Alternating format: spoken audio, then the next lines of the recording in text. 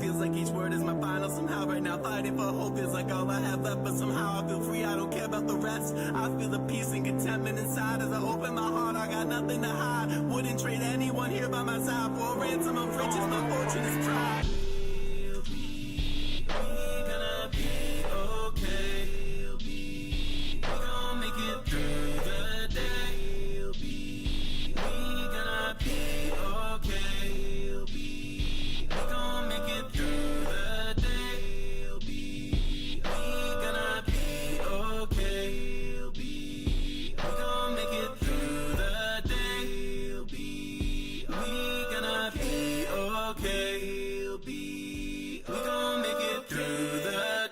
Hello. Welcome back to another stream. I hope you're having a terrific Tuesday. Happy to see you. We are pivoting.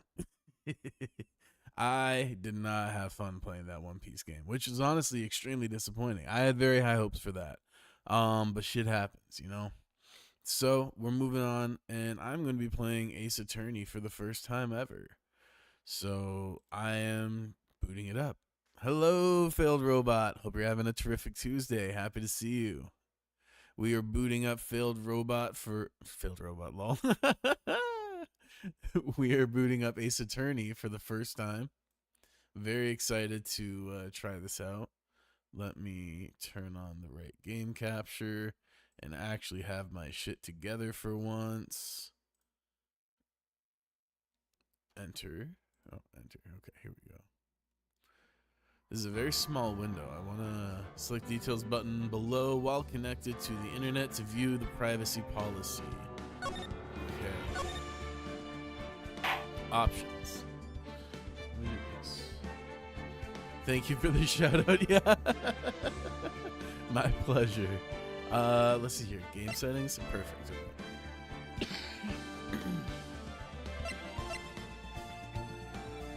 Screen shake. Let's see. Windowed, yes, but bigger. Bigger. There we go.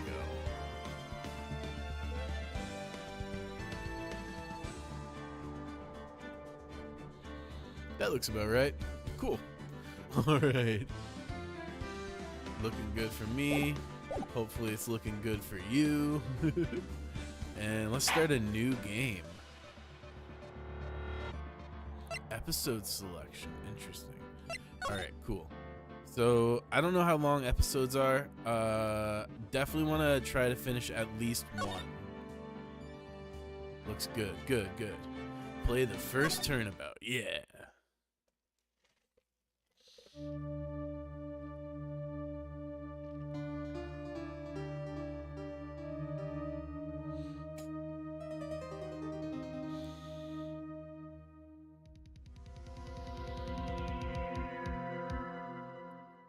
Damn it. Why me? I can't get caught. Not like this. I've got to find someone to pin this on. Okay, so wait, we straight up know who it is? Someone like him. I'll make it look like he did it. Okay, I wasn't expecting to know who it was, honestly. August 3rd, 9:47 a.m., District Court Defendant Lobby Number 2. Boy, am I nervous. Right. Oh, hiya, Chief. Whew, I'm glad I made it on time. Well, I have to say, Phoenix, I'm impressed. Not everyone takes on a murder trial right off the bat like this. It says a lot about you, and your client as well. Thanks. Actually, it's because I owe him a favor. A favor? You mean you knew the defendant before this case? Yes. Actually, I kind of owe my current job to him. Can your face cam go a bit smaller? Oh, yeah. I got you. Boop. There we go. Actually, I kind of owe my current job to him. He's one of the reasons I became an attorney. Perfect, thanks. Happy to help. Well, that's news to me. I want to help him out any way I can. I really want to help him. I owe him that much.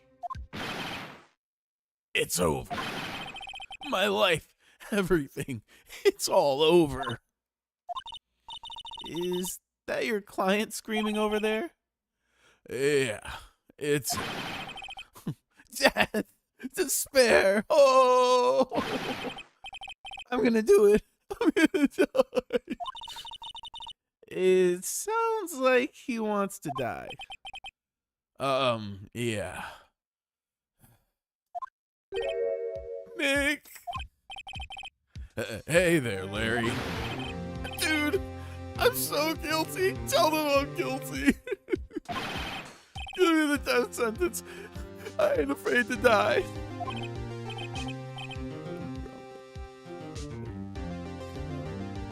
What? What's wrong, Larry?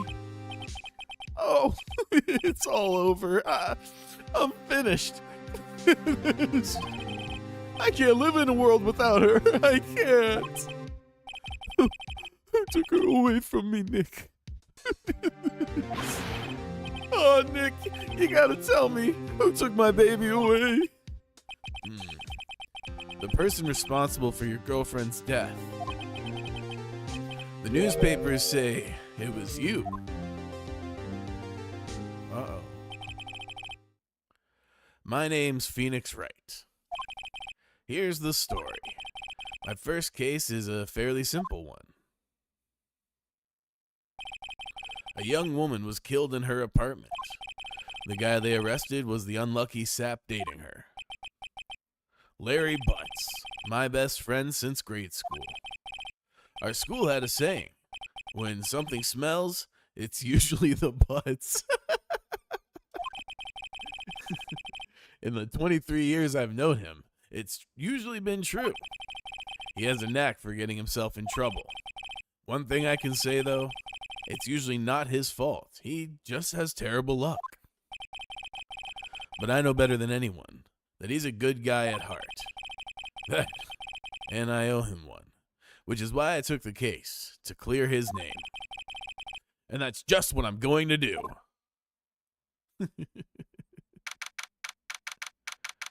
August 3rd, 10 a.m., District Court, courtroom number 2. Objection. That was good timing. Court is now in session for the trial of Mr. Larry Butts. The prosecution is ready, Your Honor. The, defense is ready, Your Honor. Mr. Wright, this is your first trial, is it not? Yes, Your Honor. I am, a little nervous. Your conduct during this trial will decide the fate of your clients. Murder is a serious charge. For your client's sake, I hope you can control your nerves. Thank you, Your Honor. Mr. Wright, given the circumstances, I think we should have a test to ascertain your readiness. Yes, Your Honor. Hands shaking, eyesight fading. The test will consist of a few simple questions. Answer them clearly and concisely. Please state the name of the defendant in this case. The defendant is Larry Butts. The defendant? Well, that's Larry Butts, Your Honor. Correct. Just keep your wits about you and you'll do fine. Here comes an ad. We'll be free for an hour after this. Hang tight, y'all. Appreciate it. Next question. This is a murder trial. Tell me, what's the victim's name? Whew, I know this one. Glad I read the case report to cover so many times. It's... Wait. Uh-oh. No. No way I forgot. I'm drawing a total blank here. Phoenix, are you absolutely sure you're up to this? You don't even know the victim's name? Oh, the victim. Of course. I know the victim's name. I just forgot. Temporarily. I think I feel a migraine coming on. Look, victim's name is listed in the court record.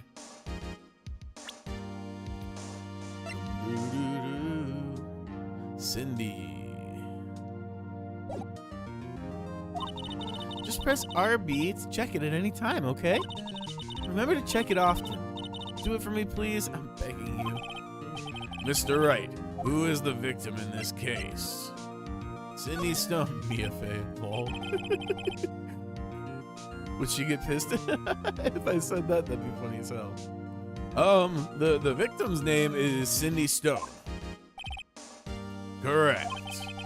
Now tell me, what was the cause of death? She died because she was Hit with a blunt object. She was struck once by a blunt object. Correct. You've answered all my questions. I see no reason why we shouldn't proceed. You seem much more relaxed, Mr. Wright. Relaxed. Good for you. Thank you, Your Honor. Because I don't feel relaxed, that's for sure. Well then, first, a question for the prosecution. Mr. Payne? Yes, Your Honor. As Mr. Wright just told us, the victim was struck with a blunt object. Would you explain to the court just what that object was? The murder weapon was this statue of the Thinker. It was found lying on the floor next to the victim. I see. The court accepts it into evidence. Statue added to the court record. Oop, I should have read that. That habit is gonna come back to bite me. I can already tell. Right.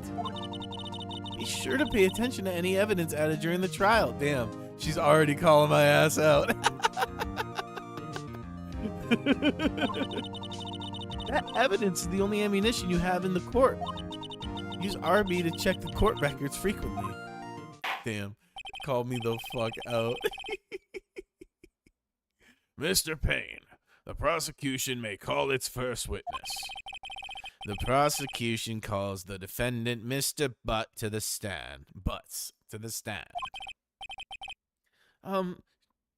Chief, what do I do now? Pay attention. You don't want to miss any information that might help your client's case. You'll get your chance to respond to the prosecution later, so be ready. Let's just hope he doesn't say anything unfortunate. Uh-oh. Larry gets excited easily. This could be bad. Uh-oh, indeed. Alright, let me check this statue real quick. It's rather heavy. Okay. Ahem. Mr. Butts, is it not true that the victim had recently dumped you? Hey, watch it, buddy. We were great together. We were Romeo and Juliet, Cleopatra and Mark Anthony. Oh, didn't they all die? I wasn't dumped. She just wasn't taking my phone calls or seeing me. Ever. What's it to you anyway? Mr. Butts, what you describe is generally what we mean by dumped. In fact, she had completely abandoned you and was seeing other men. She had just returned from overseas with one of them the day before the murder. What do you mean, one of them? Lies! Lies! All of it lies! I don't believe a word of it! Your Honor, the victim's passports. According to this, she was in Paris until the day before she died. Victim apparently arrived home from Paris on 7:30, the day before the murder. Okay. Indeed, she appears to have returned the day before the murder. Dude, no way. The victim was a model, but did not have a large income. It appears that she had several sugar daddies. Daddies? Sugar? Yes, older men who gave her money and gifts. She took their money and used it to support her lifestyle. Dude. We can clearly see what kind of woman this Miss Stone was.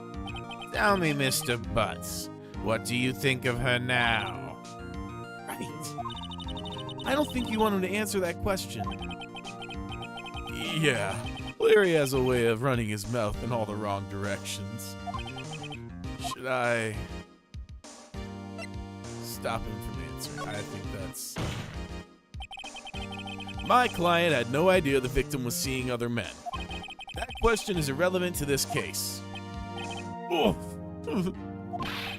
Dude, Nick, what do you mean irrelevant? The cheating she-dog. I'm gonna die. I'm just gonna drop dead. Yeah, and when I meet her in the afterlife, I'm going to get to the bottom of this. Let's continue with the trial, shall we? I believe the accused's motive is clear to everyone. Yes, quite. Oh boy, this is so not looking good. Next question.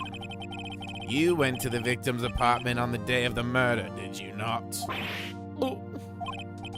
Well, did you or did you not? Well, maybe I did, and maybe I didn't. Uh-oh.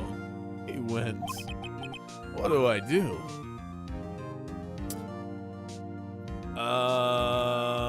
I mean, I don't feel like I can really object here. Well, let's do this. I know. I'll send him a signal. Tell the truth. Oh, God. Yeah, I was there. I went. Yeah, maybe that was a mistake. Order! Well, Mr. Butts? Dude, chill. She wasn't home, man. So, like, I didn't see her. That was a very shrill voice. Your Honor, the defendant is lying. Lying? The prosecution would like to call a witness who can prove Mr. Butts is lying. Well, that simplifies matters. Who is your witness? The man who found the victim's body just before making the gruesome discovery. He saw the defendant fleeing the scene of the crime. Ran out of air.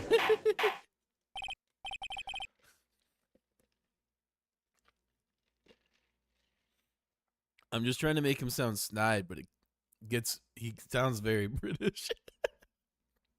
He kind of sounds like Snape. Order in this court. Mr. Payne, the prosecution may call its witness. Yes, Your Honor. This is bad.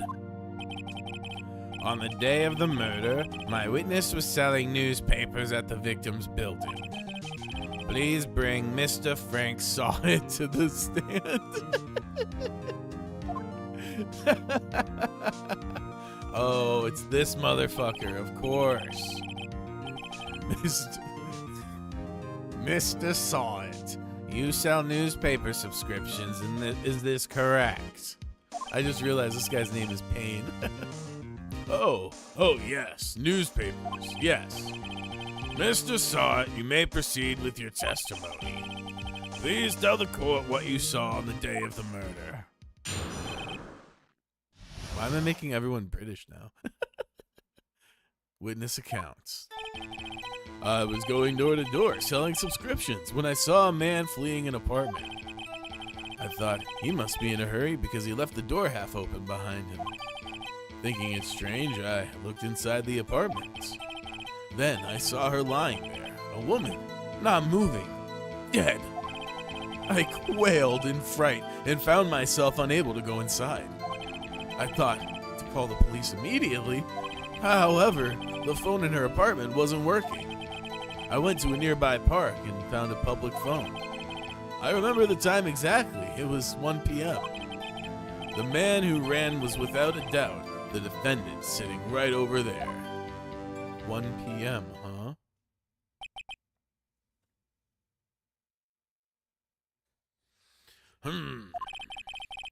Larry, why didn't you tell the truth?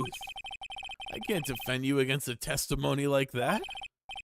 Incidentally, why wasn't the phone in the victim's apartment working? Your Honor, at the time of the murder, there was a blackout in the building. Aren't phones supposed to work during a blackout? Yes, Your Honor. However, some cordless phones do not function normally. The phone that Mr. Sot used was one of those. Your Honor, I have record of the blackout for your perusal.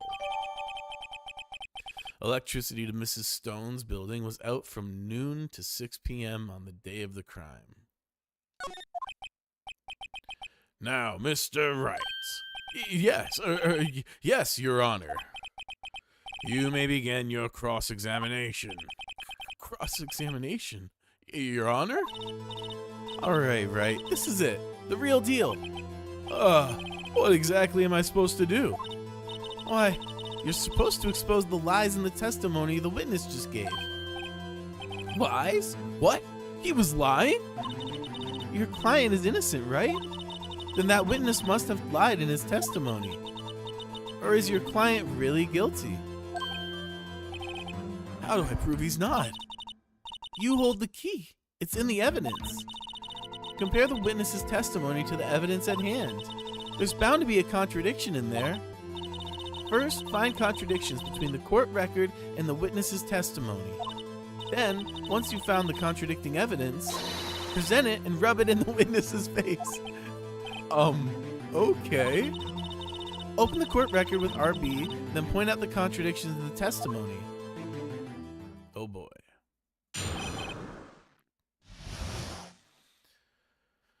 Oh boy. I was going door to door. Okay. I was going door to door, selling subscriptions when I saw a man fleeing an apartment. Okay, time of death was 4 p.m. to 5 p.m. Interesting.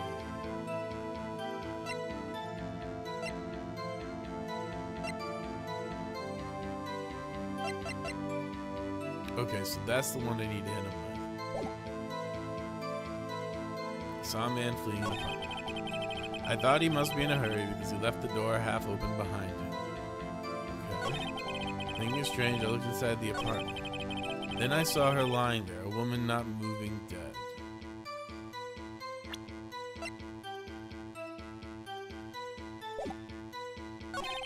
I quailed in fright and found myself unable to go inside. Immediately, her phone in her apartment wasn't working. Went to a nearby park, public phone. I remember the time exactly. Here we go. So hit him with this. Oh, why? Objection! You found the body at 1 p.m. You're sure? Yes, it was 1 p.m. for certain. Frankly, I find that hard to believe. Your statement directly contradicts the autopsy reports. The autopsy notes the time of death sometime after 4 p.m. There was no body to find at 1 p.m. How do you explain this 3-hour gap?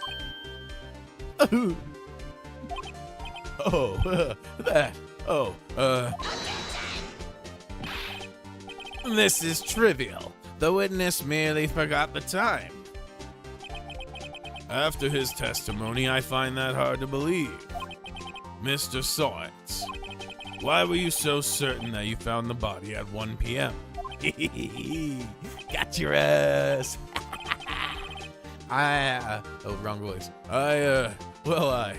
Gee, that's a really good question. Great job, right? Way to put him on the spot. That's all you have to do. Point out the contradictions. Lies always beget more lies. See through one, and their whole story falls apart.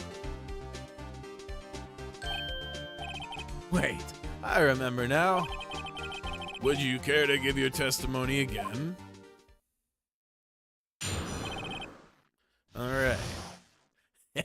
Let's do this. All right, let's go. I like this. This is fun. You see, when I found the body, I heard the time. There was a voice saying the time. It was probably coming from the television. Oh, but it was 3 hours off, wasn't it? I guess the victim must have been watching a video of a taped program. Wait.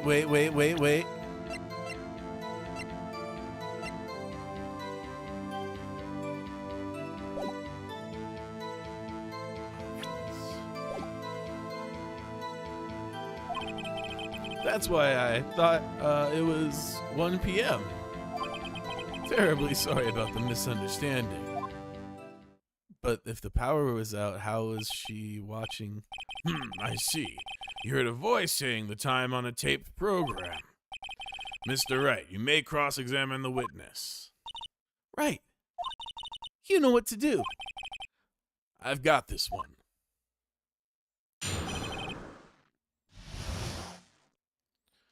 Alright. You see, when I found the body, I heard the time. There was a voice saying the time. It was probably coming from the television. Oh, but it was 3 hours off, wasn't it?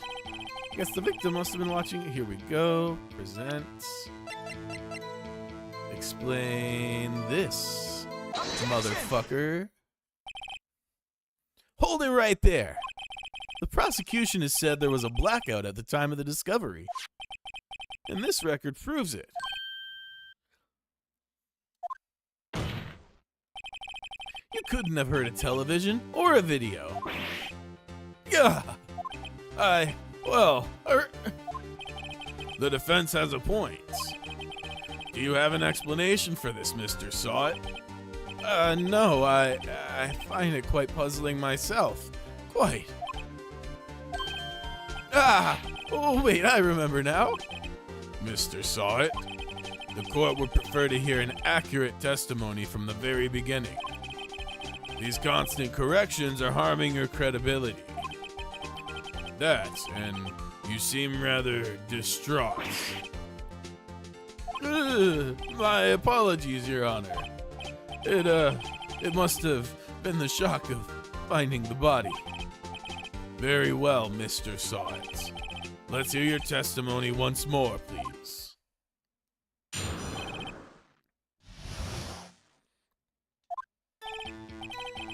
Actually, I didn't hear the time. I saw it. There was a table clock in the apartment, wasn't there? Yeah, the murder weapon. The killer used it to hit the victim. That must have been what I saw. You saw a clock. I guess that would explain it.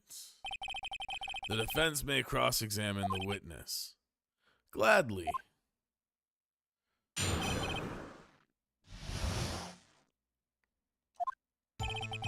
Actually, I didn't hear the time. Let me take a look here. Okay, not this. Okay, blunt trauma at 4 to 5 p.m. 7:31. Statue in the shape of the thinker. It's rather heavy.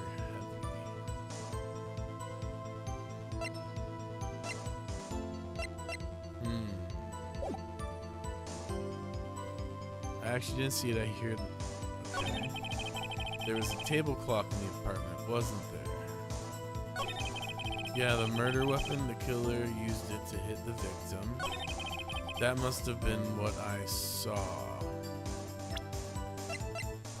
Objection!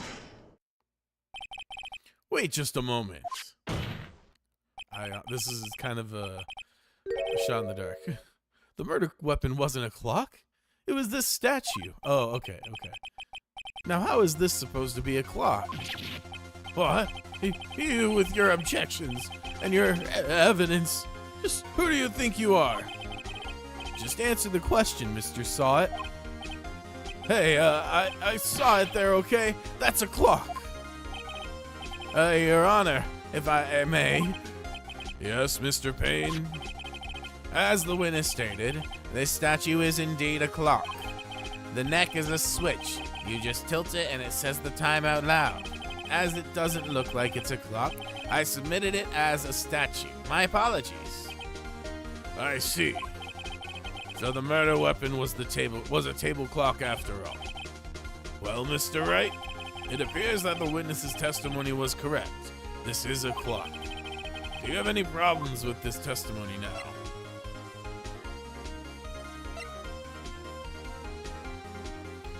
I mean, can we verify that it's a clock?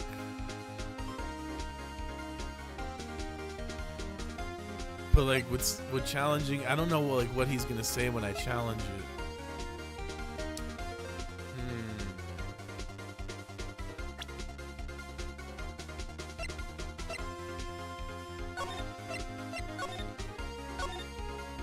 Let me just save in case this like royally fucks everything up.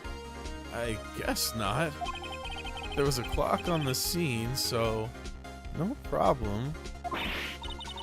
Right, are you out of your mind? That clock doesn't look like a clock at all. The witness couldn't have possibly known it was a clock just by seeing it. He said himself he never entered the apartment.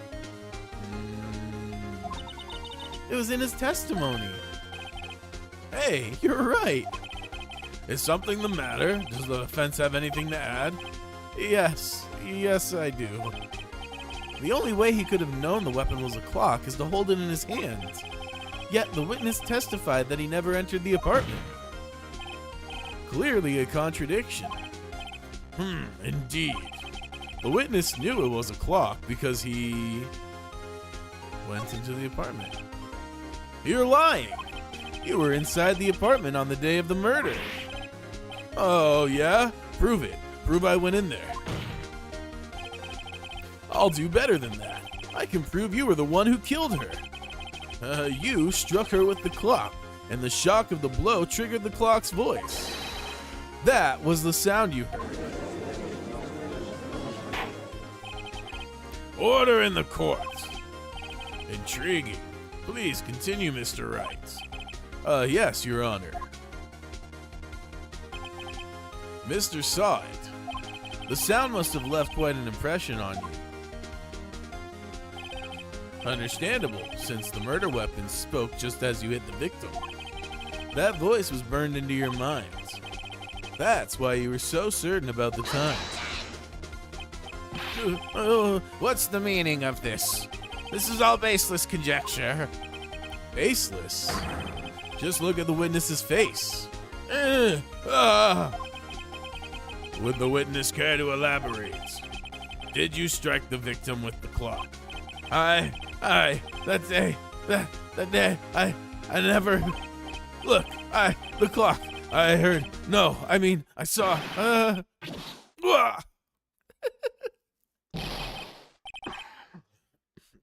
Shut up, I hate you. It was him, I tell you, I saw him. He killed her, and he should burn, give him death. Damn. Order in the court, I say.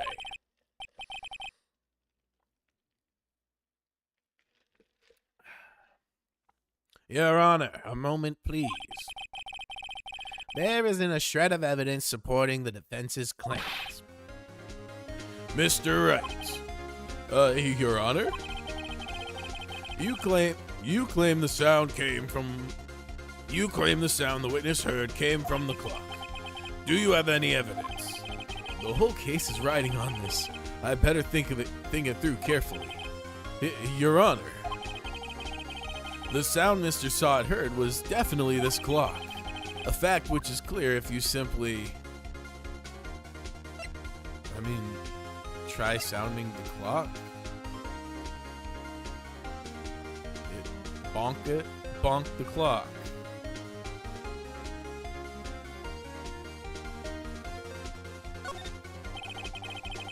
Let's sound the clock now here in this court. Your Honor, if I may have the clock. I ask the court to listen very carefully. Beep. I think it's 8:25. That is certainly a strange way to announce the time. Well, he is the thinker, after all. So, we've heard the clock. What are your conclusions, Mr. Wright? Mr. Payne, can you tell me what time it is now? It's 11:25.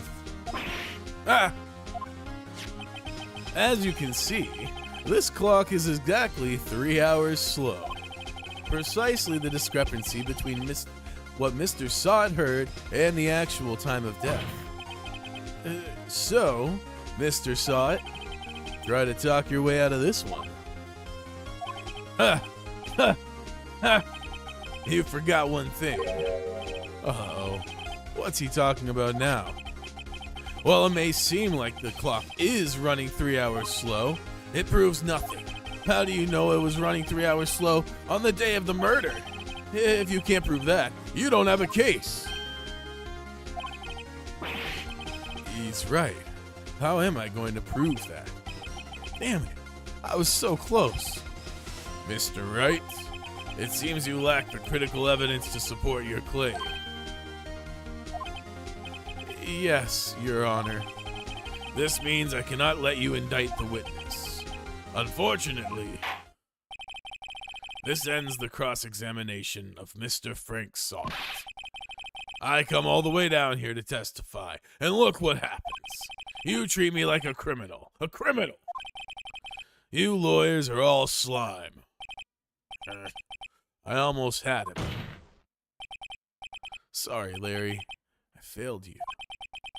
There's nothing I can do about it now. Damn. Not so fast, Mr. Sot. Mia! I mean, Chief. Listen up, right? Don't throw this one away. Not like this. Think. But, Chief, it's over. I can't prove the clock was slow the day of the murder. Nobody can prove that. Well, yes. But that doesn't mean you can't still win. Try thinking out of the box. Don't waste time doubting the facts. Assume the clock was 3 hours slow and think through it. Ask yourself, why was the clock 3 hours slow? Figure out the reason and you'll have your proof. Right? Can you think of a reason why the clock would be 3 hours slow?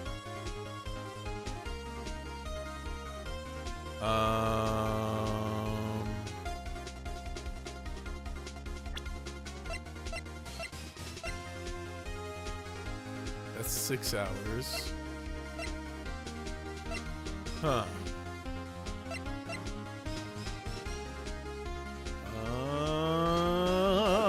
Yes, I can. Wait! Maybe I can prove it. You must have evidence somewhere that can prove it, right? Find it and let him have it. Well, Mr. Wright, you say the clock was already running slow on the day of the murder. Have you found evidence to support this claim? Of course. There's a piece of evidence in the court record that can prove my claim beyond a doubt. Ha! Tough words. Let's see you pull this one off. Let's see this evidence that proves why the clock was running slow.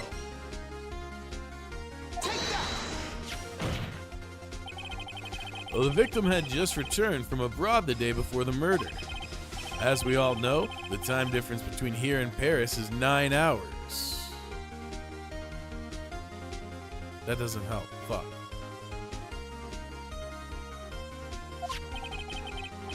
When it's 4 p.m. here, it's 1 a.m. the next day there. Oh, shit! The clock wasn't 3 hours slow. It was 9 hours fast. The victim hadn't reset her clock since returning home.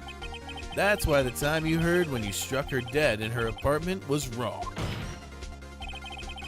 Proof enough for you, Mr. Saw It? Or should I say, Mr. Did It?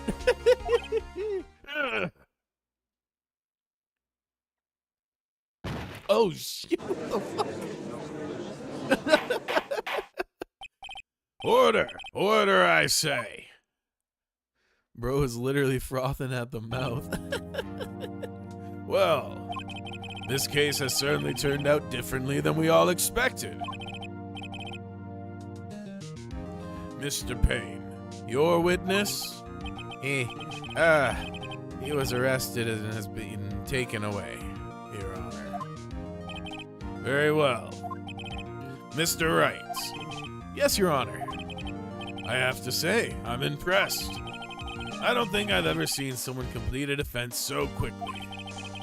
And find the true culprit at the same time. Thank you, Your Honor. At this point, this is only a formality, but this court finds the defendant, Mr. Larry Butts, not guilty. Let's go, motherfuckers! And with that, this court is adjourned.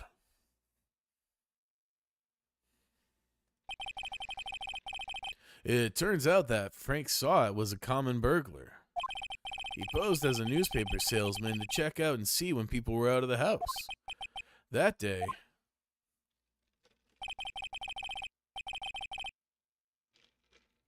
when Larry went to her apartment, the victim wasn't home.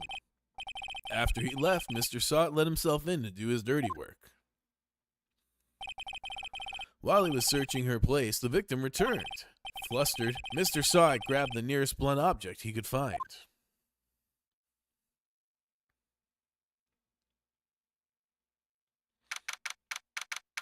August 3rd, 2:32 p.m., District Court, Defendant, Lobby Number 2.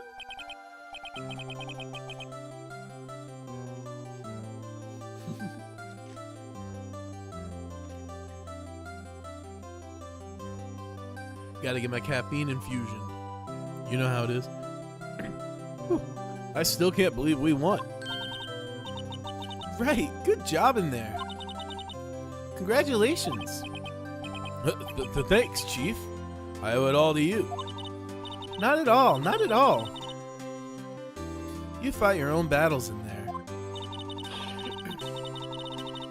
It's been a while since I've seen a trial end on such a satisfying note. I've never seen the Chief looking this happy. If she's this glad, imagine how Larry must feel. My life is over. Larry, you're supposed to be happy. What's wrong now? Aw, Nick. Don't worry about me. I'll be dead and gone soon. Good. Wait, no, I mean, bad. Larry, you're innocent. The case is closed. But my Cindy Whitney's gone, man. Gone forever. Larry, she was a... Nah, never mind. Congratulations, Harry. Harry? Yes, you. I can practically see the headlines now. Harry Butts, innocent. Thanks. I really owe you one. I won't forget this, ever. Let's celebrate. Dinner? Movie? My treat. Oh, no, I couldn't. Hey, I was the one who got you off the hook. Oh, hey. Here, take this. It's a present. A present? For me? Wait, wasn't this the evidence that... Actually, I made this clock for her. I made one for her and one for me. Really? You made this? Well, thank you. I'll keep it as a memento. Yo, Nick. Can you believe it? I was so into that chick. And she was just playing me for a fool. Don't that make you just want to cry? Larry. Are you so sure? Excuse me? I think she thought quite a lot of you, in her own way. Nah, you don't gotta sympathize with me. It's okay. Oh, I'm not just sympathizing, really. Isn't that right? Don't you have something to show your friend? Something that proves how she felt about him. Huh? Oh, yeah, right. What the heck is she talking about? Probably this, right?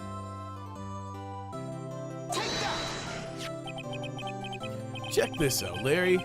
Proof positive you weren't just some chump to her. Huh? What about that clock? This is the clock that you made for her, Larry. And she took it with her when she traveled.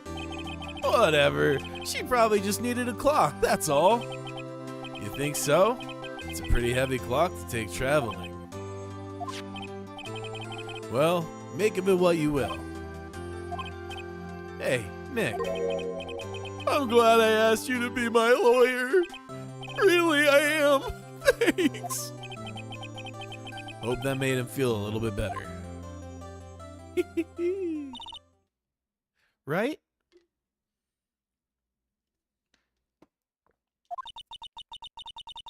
I hope you see the importance of evidence now. Also, hopefully you realize things can change depending on how you look at them. People too. We never really know if our clients are guilty or innocent. All we can do is believe in them. And in order to believe in them, you have to believe in yourself. Right. Listen, learn, grow strong. Never let go of what you believe in. Never. Well, I think our work here is done. Shall we be off? Yeah, guess so. Say, how about dinner? On me. We'll drink a toast to innocent butts. Yeah. Oh, speaking of Harry, you were saying part of why you became a lawyer was because of him. Yeah. Part at least. You'll have to tell me more about it sometime. Maybe over drinks? Ooh, she's into you, bro. And so my first trial came to a close. Larry slapped me on the back and said, "Gee, Nick, it's so good to have friends."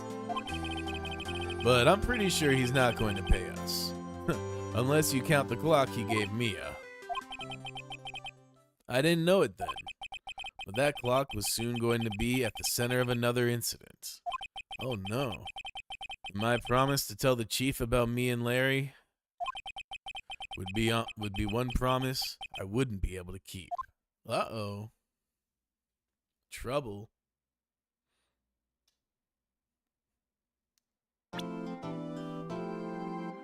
A brand new episode has been added. Hell yeah. Yes, definitely.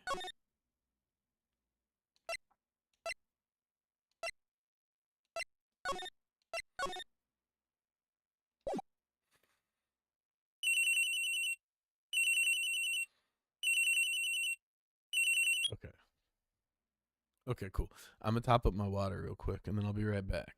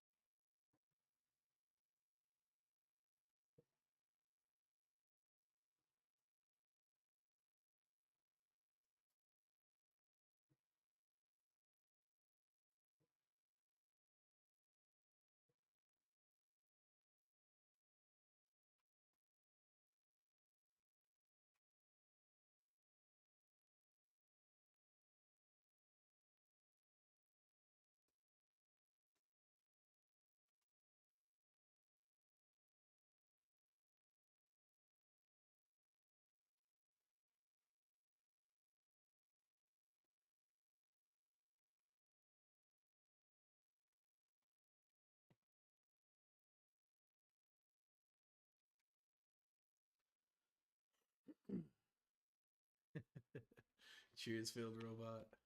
Stay hydrated.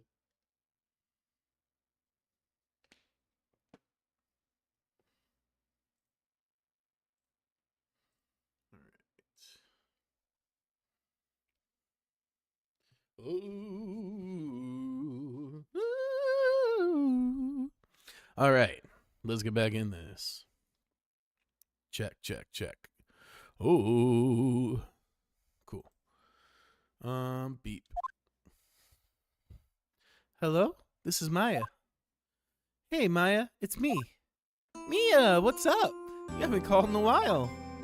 Sorry I've been so busy. How have you been? Well, lonely, and it's your fault. Nah, I'm just teasing. I've been great. I'm finally getting used to having my own place. That's good to hear. Actually, I'm calling because I have a favor to ask. I know. You want me to hold evidence for you? Sharp as always. There's a lot of buzz about the upcoming trial. I just don't feel safe keeping the evidence here. I got you. So, what is it this time? It's a clock. A clock? Yeah, it's made to look like that statue, the Thinker, and tells you the time. I thought you might like it. You always like toys. Hey, I'm not a little girl anymore, sis. Now, you know I'm only teasing. Ah, I should probably tell you, the clock isn't talking right now. Huh? It's not working? That's lame. I had to take the clockwork out. Sorry. I put some papers inside it instead. Papers? Is that the evidence then? Well, there's a possibility that it might turn out that way, yes. Can you come by the office tonight, say 9 to pick it up? I'll be in a pre-trial meeting until then. Okay, sis, but I expect dinner. Something good. Like burgers. I could really go for a good burger. Okay, we'll hit the usual joint. Alright, it's a deal. Okay, sis, see you soon. Yep, I'll be waiting, Maya. Conversation recorded September 5th, 9:27 a.m.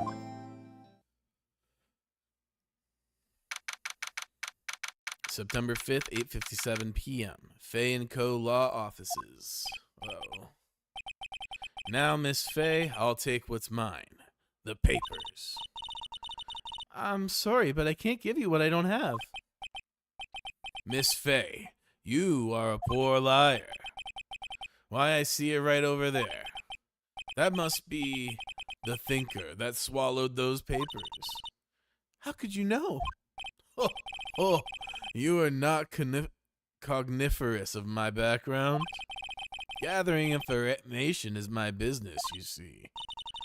I should have been more careful. Oh, my dear Miss Faye, I am so very sorry. But I am afraid I must ask for one more thing. Your eternal silence. Farewell, Miss Faye. No fucking way. For real?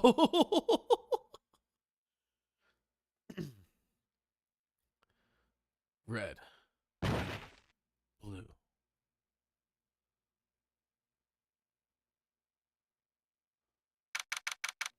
September 5th, 9:08 p.m. Faye & Co. Law Offices.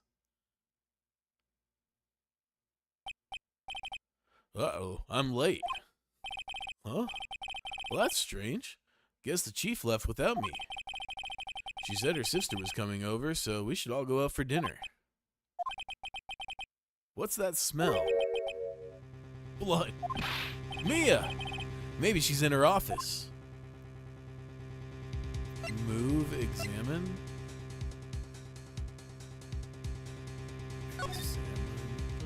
Oh, I see.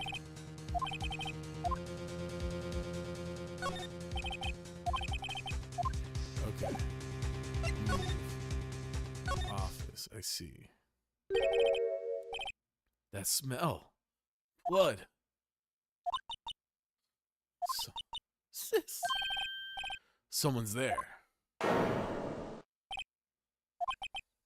Chief! Chief! Chief! Damn, that's crazy. For such a goofy ass game, this game is dark as hell. Who are you?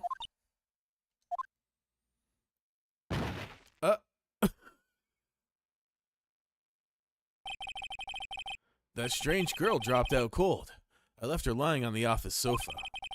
I went back to the chief where she lay under the window. I can't believe, did they really just kill her off like that? That's wild. Her body was still warm. I could feel it when I held her shoulder. Okay, so she's not dead yet. That's good at least. Then, all too quickly, it began to fade. Oh shit. Until finally she was cold. Bro, call an ambulance or something. Chief.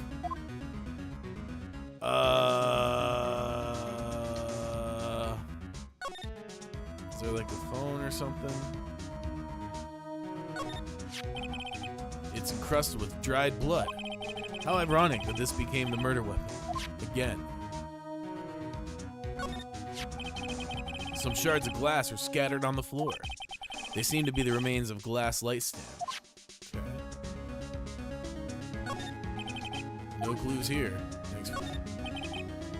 There was something. The chief's chair. A simple, functional design. Feels pretty good to sit in, too. What's this? Chief. It's hard seeing her like this, but if there are any clues here, she was struck on the head with a blunt object. She probably died instantly. Damn, what? She's really... Damn, bro. I think you're added to the court record. There are some glass shards near the chief's body. Must be pieces of the glass light stand lying broken in the back of the room. Yep. Nothing else seems like a clue here. A piece of paper. It must have fallen from Mia's hand. What could it be?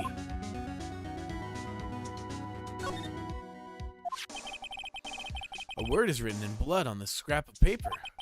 Maya. Did Mia write this? This piece of paper is a receipt from the department store, dated yesterday.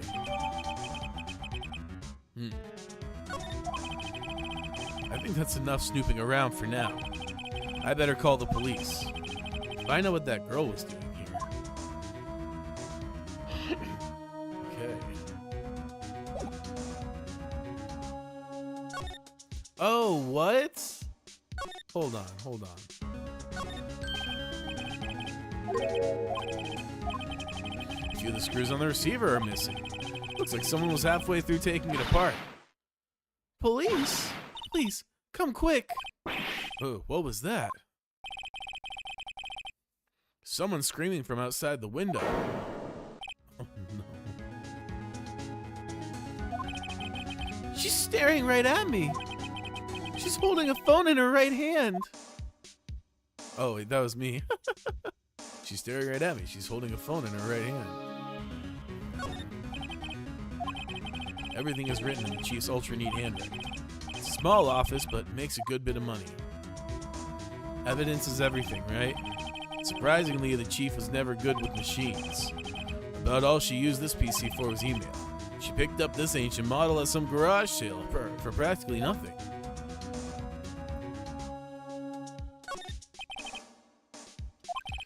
Better not use it. Right. All the chief's important documents are packed in here. This is where she filed her case records and recent rulings.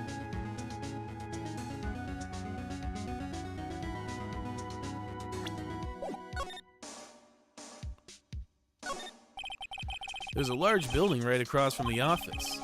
The Gatewater Hotel, a nice luxurious place.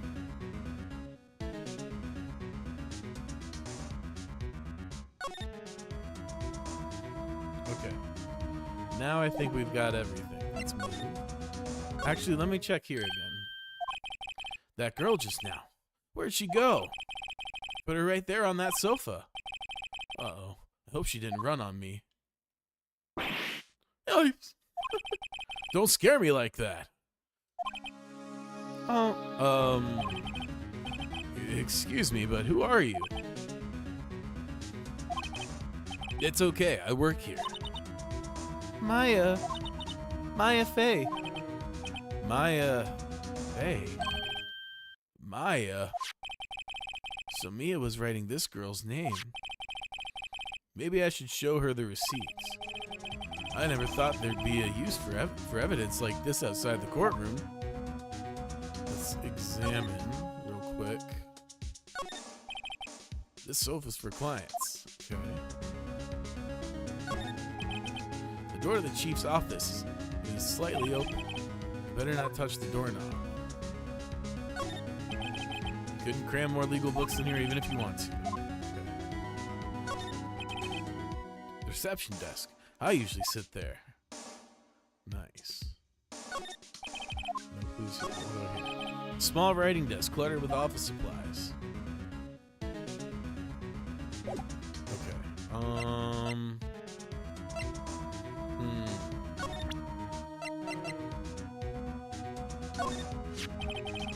Before Mia died, she wrote a message with her own blood. She wrote it on the back of this receipt. That's my name. Oh, why? Why would she write my name? Please, calm down. Oh, why would she... What? Does this write my name? Uh-oh. Now I've done it. Yeah.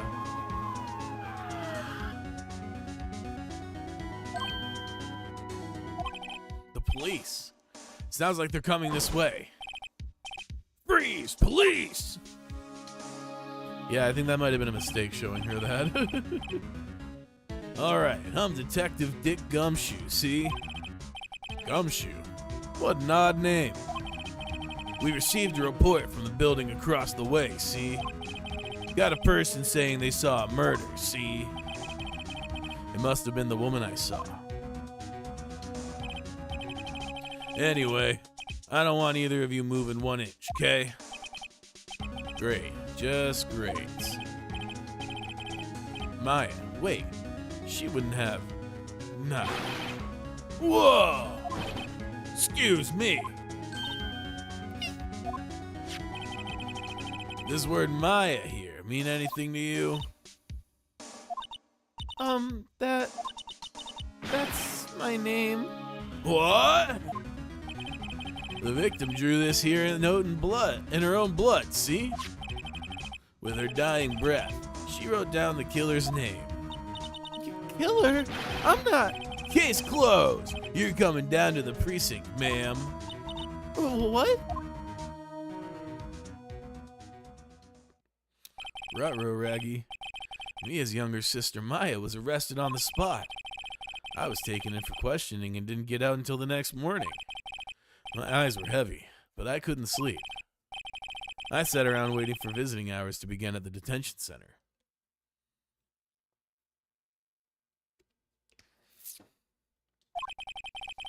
I had to talk to Maya as soon as possible.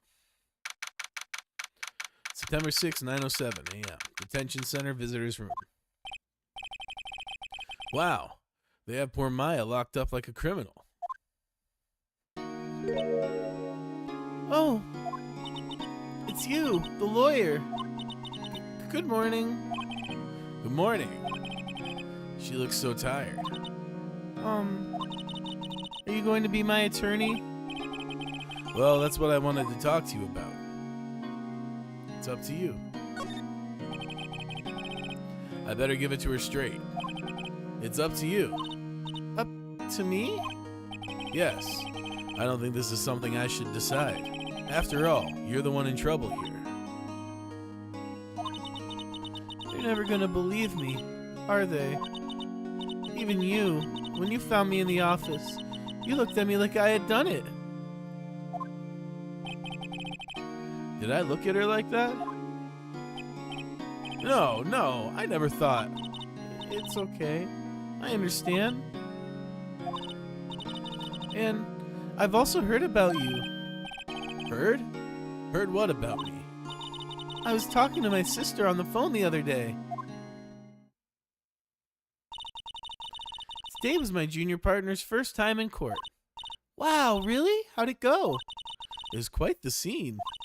Honestly, I was on edge the whole time. It's been a while.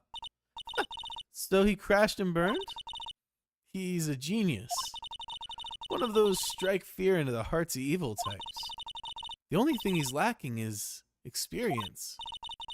Huh, sounds like it was fun. Well, I know who to go to if I ever get into trouble now. Little did she know. I don't know, Maya. I think you might want to wait. Give him 3 more years. That is, unless you want to be found guilty. Uh-oh. Damn. That's what she said. I'm sorry. I didn't mean to insult you. No, it's okay. It's true, I guess. But at the same time, I can't just sit by and watch. When I think of the person who did this to Maya. I know.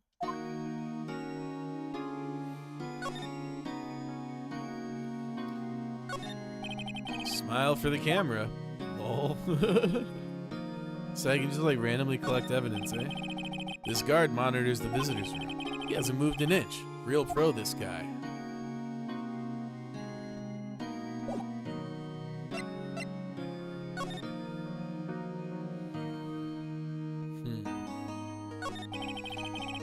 There's something I've been wanting to ask you. Yes? What's with that outfit? Oh, this? This is what all acolytes wear. It's It's my uniform, you could say. Acolytes? Like people in religious training? What is it that you do? Oh, it's nothing strange, really. I'm a spirit medium in training. A spirit medium? I'm pretty sure that qualifies as strange. Let's go with this one. Could you tell me about the day of the murder? Yes. Let's see. That morning I got a call from my sister. She wanted me to hold on to a piece of evidence for an upcoming trial. Evidence? Yes, that clock shaped like the Thinker? The one Larry made. How could that have been evidence in a case? Right. She said something about that.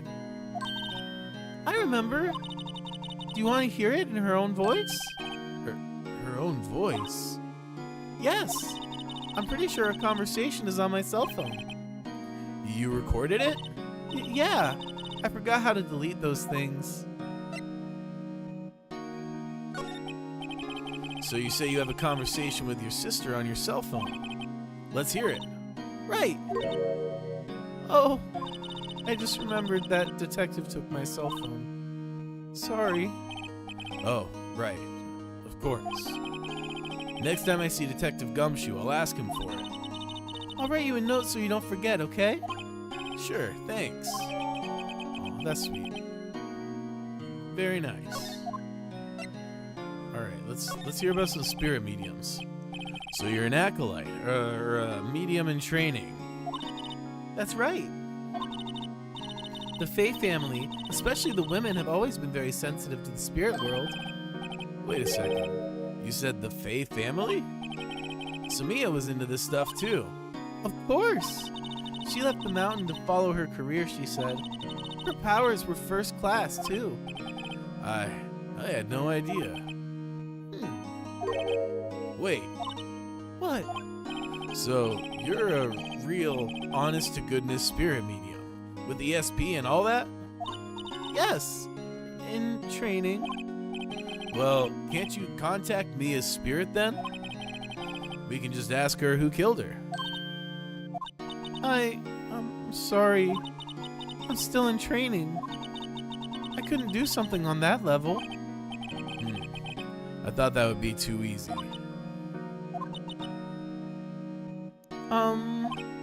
Huh? Something the matter? I was wondering, could I ask you a favor? Here comes an ad break, then we'll be free for an hour. Hang tight, y'all, please. Appreciate the support. This is the address of a famous lawyer. My sister gave this a long time ago. She said if I were ever in trouble, I should call him. And, well, I'm in trouble. Do you think you could go and ask him to represent me? Yeah, I mean, we should do what she wants. Sure, why not? I'll go ask. Thank you so much. I have no one else to turn to. Say, what about your parents? Damn. I see. Don't worry, leave it to me. Thank you. Trial's tomorrow at 10. What? Tomorrow? Tomorrow. What if this guy refuses? They told me if that I don't find one, the state will pick an attorney to defend me. When will that happen? They're giving me until 4 this afternoon. And visiting hours are almost up. I better hurry. Right, I'll be back. Hold on. Could you tell me about the day of the murder? Sorry, I know it must be hard. No, it's okay. All I've been doing the last few hours are talking about it. I've kind of gotten used to it. Let's see. That morning I got a call from my sister. She wanted me to hold on to a piece of evidence for an upcoming trial. That's the Thinker clock that Larry made. It practically qualifies as a serial murderer. Oh, it practically qualifies as a serial murderer by now.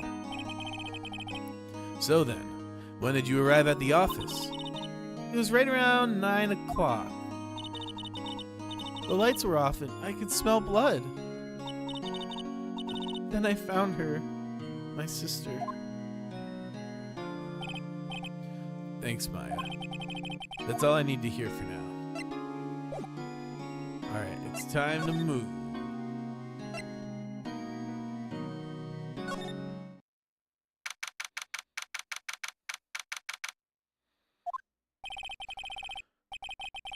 According to the receptionist, the big boss is out. She couldn't say when he'd be back. Must be hard to keep track of everything when you're a famous lawyer. Not to mention run an office like this. Guess he'll just have to come back later.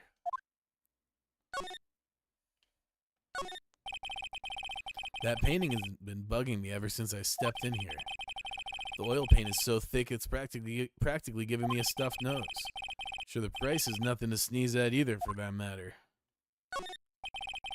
An expensive potted plant. No idea what kind of plant it is, but it's probably the most expensive one available.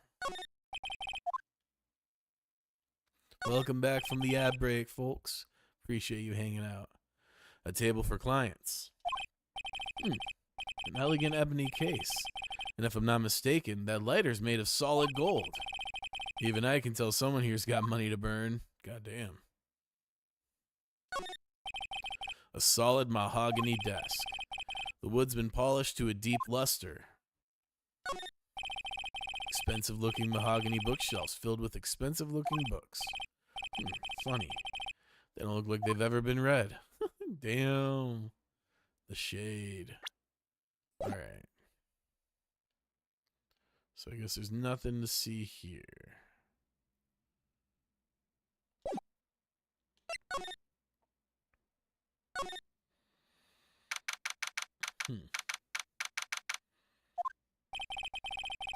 The office is filled with police officers. They're all busily searching for clues. Hey, you there. This is a crime scene, pal. No trespassing. Sorry, don't I know you from somewhere? Wait, you're that Butts guy, aren't you? No, Phoenix Wright. How could anyone mistake me for Larry? Guess I got the wrong name, Mr. Wright. Sorry about that. Excuse me. That Butts guy, he was a killer. And you're no killer, right? He was proven innocent. Right. And you were Detective Gumshoe. Gumshoe, wasn't it? Dick Gumshoe? Right, at your service. Hang on, that's Detective Gumshoe to you, pal. Anyway, get the name right. And don't go calling me Dick. Hey, Dick, get over here. Yes, sir. Be right there.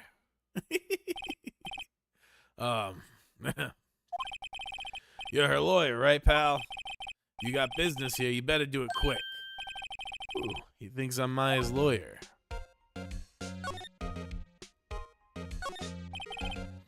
Mia's favorite potted plant. I remember it had this bizarre name no one could ever remember. Cordyline stricta, pal. Who was that? An old movie poster. Apparently this was the first movie that made Mia cry when she saw it. I'll have to check it out one of these days. Mia's desk. Perfectly clean as always. The only thing is missing is Mia. Yeah. There's a horrendous amount of legal books here. Scarier still is that Mia probably read all of these. Alright, so that's everything. Oh, not quite. The sky is blue and so am I. There's that hotel right across the way.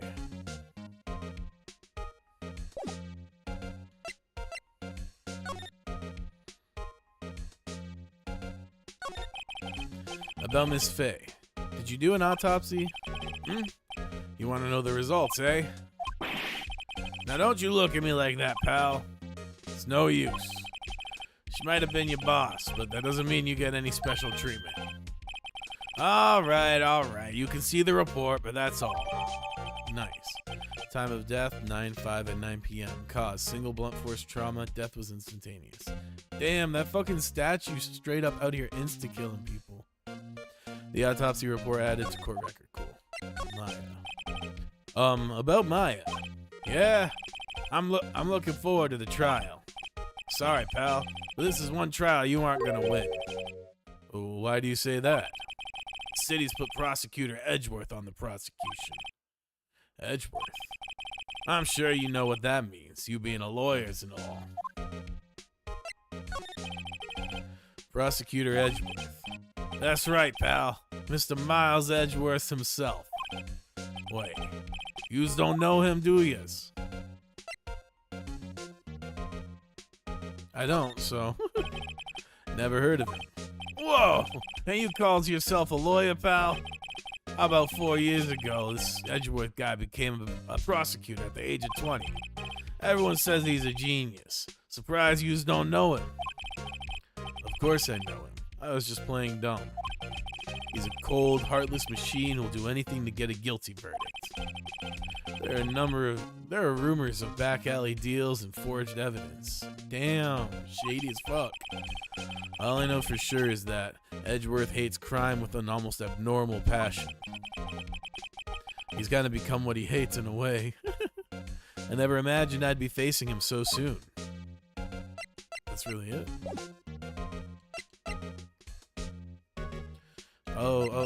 Presents. I was wondering, did you see Maya Faye's cell phone? Oh, that. Yeah, I have that. Do you think you could give it back? Sure. I mean, wait a second, pal. Tricky lawyer. Uh-oh, he's on to me. Now, let's just tell him straight. Oh, if I tell him why I want it, there's no way he'll give it to me. Something the matter? Oh, no, it's just, you know, detective. Nope, I know nothing, pal. That cell phone has a lot of numbers on it. Like her boyfriend's? Cell phone holds all a girl's little sweetest and spiciest secrets. You're trying to confuse me. Sorry, pal. I already checked all the numbers in memory. Impressive. You're quite the detective. Uh-huh. Oh, here, you can have the phone back. There weren't any suspicious call records in there after all. Seems he didn't notice the recorded conversation. Maya's cell phone received from Detective Gumshoe. Hell yes. Check the court records to hear the recorded conversation. I guess I've asked all the questions I need to. Y'all done, pal? Yes, thank you. I'll be headed out now. Oh, wait. One more thing I wanted to mention to you. Don't suppose you're planning on talking to that witness. Anyway, you better not.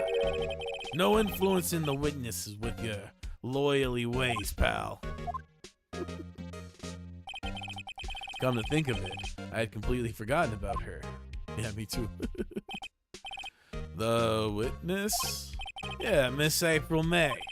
Sorry about this, but I can't tell you anything about her. Well, you just told me her name. Miss May, huh? So you've sent her home already then? You're trying your loyally tricks on me now. She's not going outside her rooms until the trial. So she's still in the hotel across the way. I guess I should know better than to try to get a detective to leak information. You's got that right, pal.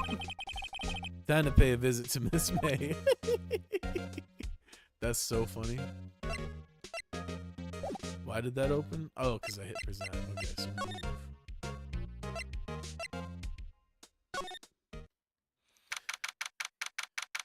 I like him. He's kind of stupid. Alright. I didn't want to open this in the presence of the detective, lest I tip him off, maybe. I'm not sure like how deep stuff like that goes in this game, so. Holds a conversation, yeah.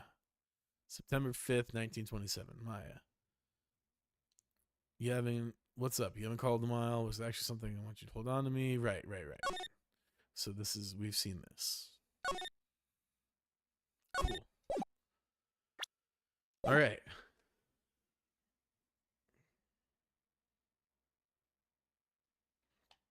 September 6th, Gatewater Hotel, room 303. Well, hello there, handsome. Oh, hi.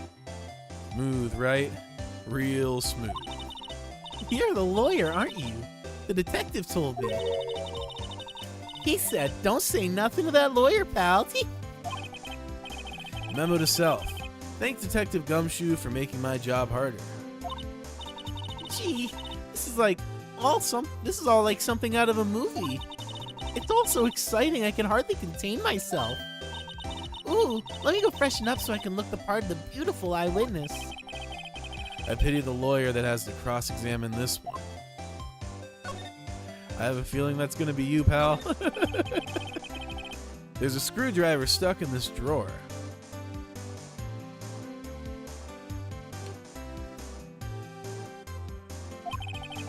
I wonder what's inside. Let's take a look. Hey!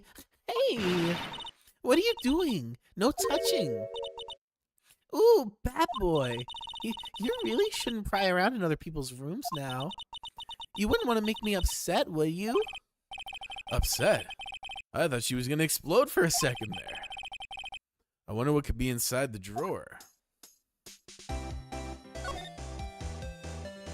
Alright, let's see. The late summer sunlight streams through the window. There's the Fay & Co. law offices, of course. You can see inside the room pretty clearly from here.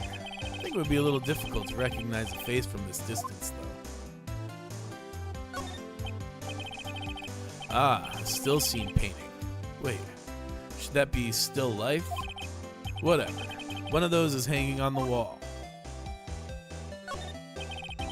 The flowers are fake, as expected. I know sunflowers and tulips, but that's about the extent of my floral knowledge. A bottle and 2 glasses are on the table. Somebody must be staying with her. Good observation. A simple bed. It's been recently made. Nothing eye-catching here. Do I dare? What's inside, I wonder? Maybe later. Yeah. Talk. Do you think you could tell me something? I need you to describe what you observed at the time of the incident. Ooh, observe? Incident? You sound just like a lawyer in the movies. I like a man with a big vocabulary. Better not encourage her. You know that thing that happened the other day? The bad thing? What did you see when it happened? I don't suppose you could tell me more about it. Pretty please? Let me see. Well, dream on. If you want to know, you'll just have to come to court tomorrow, Mr. Lawyer. Oh, boy. Definitely don't underestimate this one. She's sharp. Could you... Just exactly who are you? Ooh, Mr. Lawyer. Are you hitting on me? No, hey. I'm just doing my job here. You know, you're cute when you blush. Believe me, this is the first time in my life I've blushed this much. Right. Can you just tell me what it is you do? Well, no. And you had your little hopes up, didn't you? Oh, boy. I see there are 2 glasses on the table. Is someone staying here with you? Ooh, what amazing powers of observation. You must be one of those famous detectives like on television. Oh, no, not me. I'm just a lawyer. Say, Mr. Big Detective, why don't you go look for clues in the garbage, Miss May doesn't like nosy little lawyers. Oh, boy.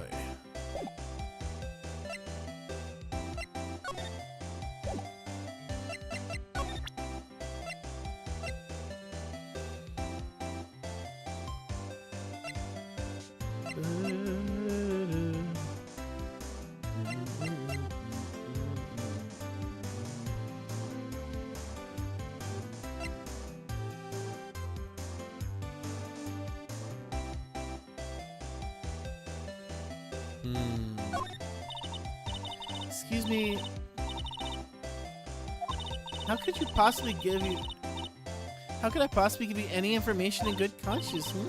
Me, the witness, It's just like in the movies. Let's see. So I don't think any of this is gonna help.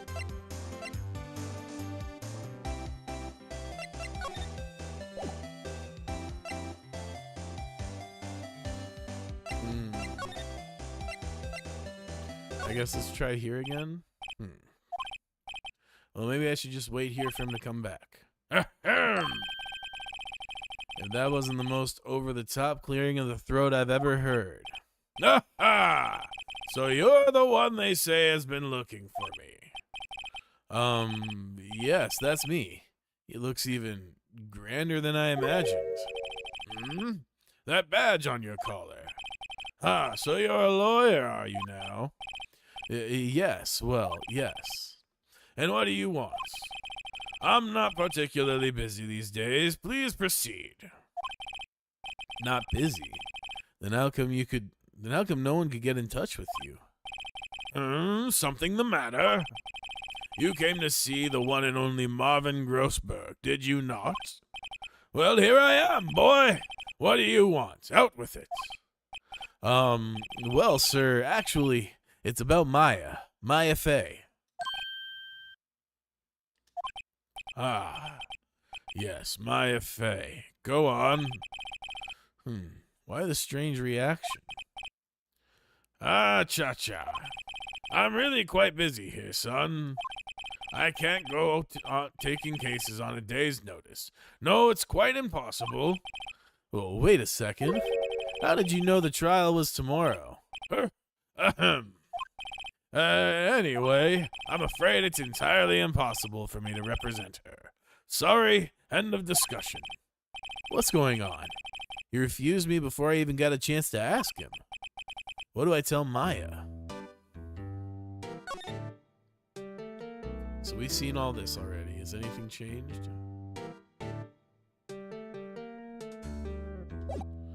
Okay, talk. How can you just refuse like that? Please, tell me why you won't work the case. Well, you see, it's just, I'm busy, you see. But the client is Mia Fey's sister. Mia trusted you. She knew her sister would be in good hands. Yes, of course, I know that. However, I'm sorry, but I must refuse. Sorry, goodbye. Freak. Fine.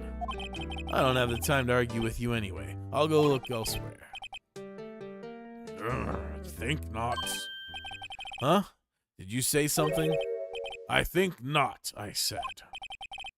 What do you mean?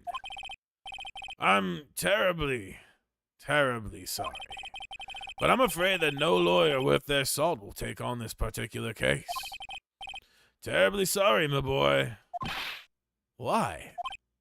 I cannot say. I beg your pardon, but could you leave? Now. I've nothing more to discuss with you. What's going on here? How did you know Mia Fey? She worked here a long time ago. Quite the apprentice, that one. Learned my techniques in the blink of an eye. She left one day, quite suddenly. She had a mission, you see. A mission? You could see it in her eyes. She followed it with a burning passion. Never looked back, that one. That's quite a painting. Aha! You noticed! It's my pride and joy. Impressive, isn't it? Well, isn't it?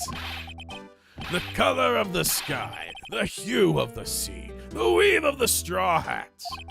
It's worth at least $3 million, and I have no intention of parting with it, of course. No, I won't sell it, not even to you. I wasn't interested. It's not for sale. I'm not buying. Gee. Oh, I'm not buying. Jeez.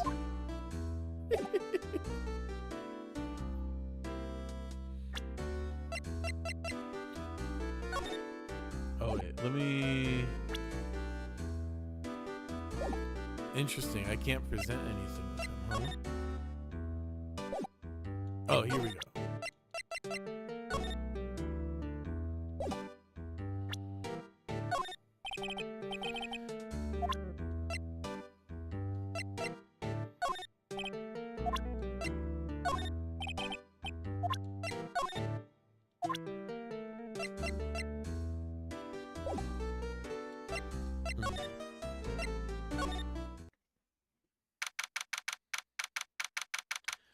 I have some bad news for you, Maya. Hiya. Oh, you're back. Did you find the lawyer? Well, what do I tell her? Well, see, just be honest. I really don't think you should use that guy. He didn't seem healthy. He was all skin and bones. What the fuck? Brother, what? What really happened? You don't mean he refused to help? I see. I've been abandoned then.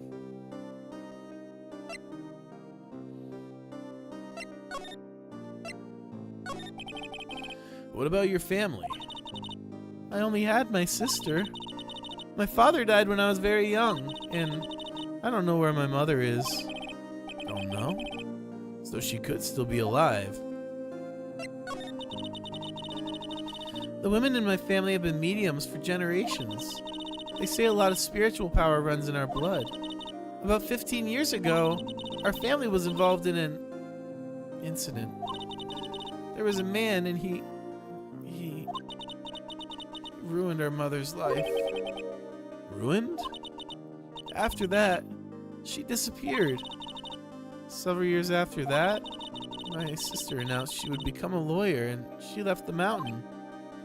Damn, left you all by yourself. So, you live by yourself?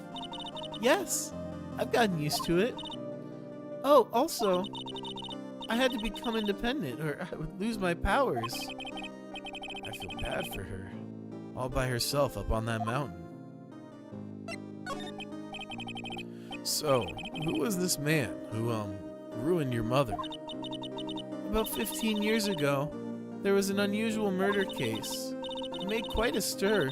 Everyone was talking about it, apparently. The police were running out of leads and they were getting desperate. Wait, they didn't use a spirit medium, did they? The police convinced my mother to try to contact the victim. Wow. So what happened? The case was solved. We thought. You thought? The man my mother helped the police capture was innocent. The police's consultation with the medium had all been carried out in a secret, of course. But a man found out about it and leaked it to the press. He told all the papers that my mother was a fraud, and the media jumped on it big time. My mother, became the laughingstock of the nation. I see. White. Excuse me? White? That was his name. My sister told me. White. Just a little longer now before the state-appointed lawyer comes, I guess. 4 p.m. Time's up. What should I do? Do I just leave her and go home?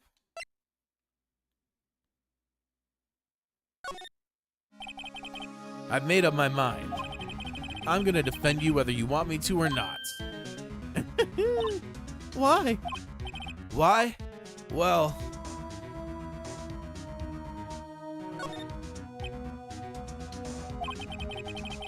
no one is as sad as the person without any friends. I know. I've been there a long time ago. Why did I become a lawyer in the first place?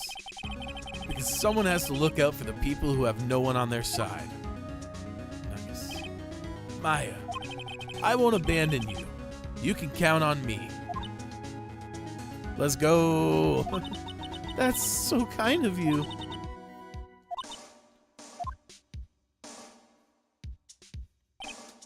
Well, let's fight this one and get you out of here. Right. Thank you. smiled at last. She looks like an entirely different person. One last question. You are innocent, right? Yes! And I trust you. So you trust me too, okay? It's a deal. So, what next? There's something that's been bugging me. Just what's inside that strange woman's drawer? It was when I tried to look in that drawer that she got all defensive. There has to be something in there.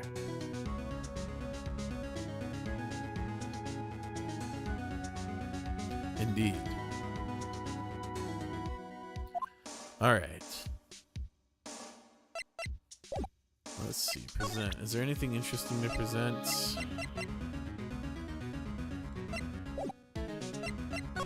All right, then let's go back to the hotel.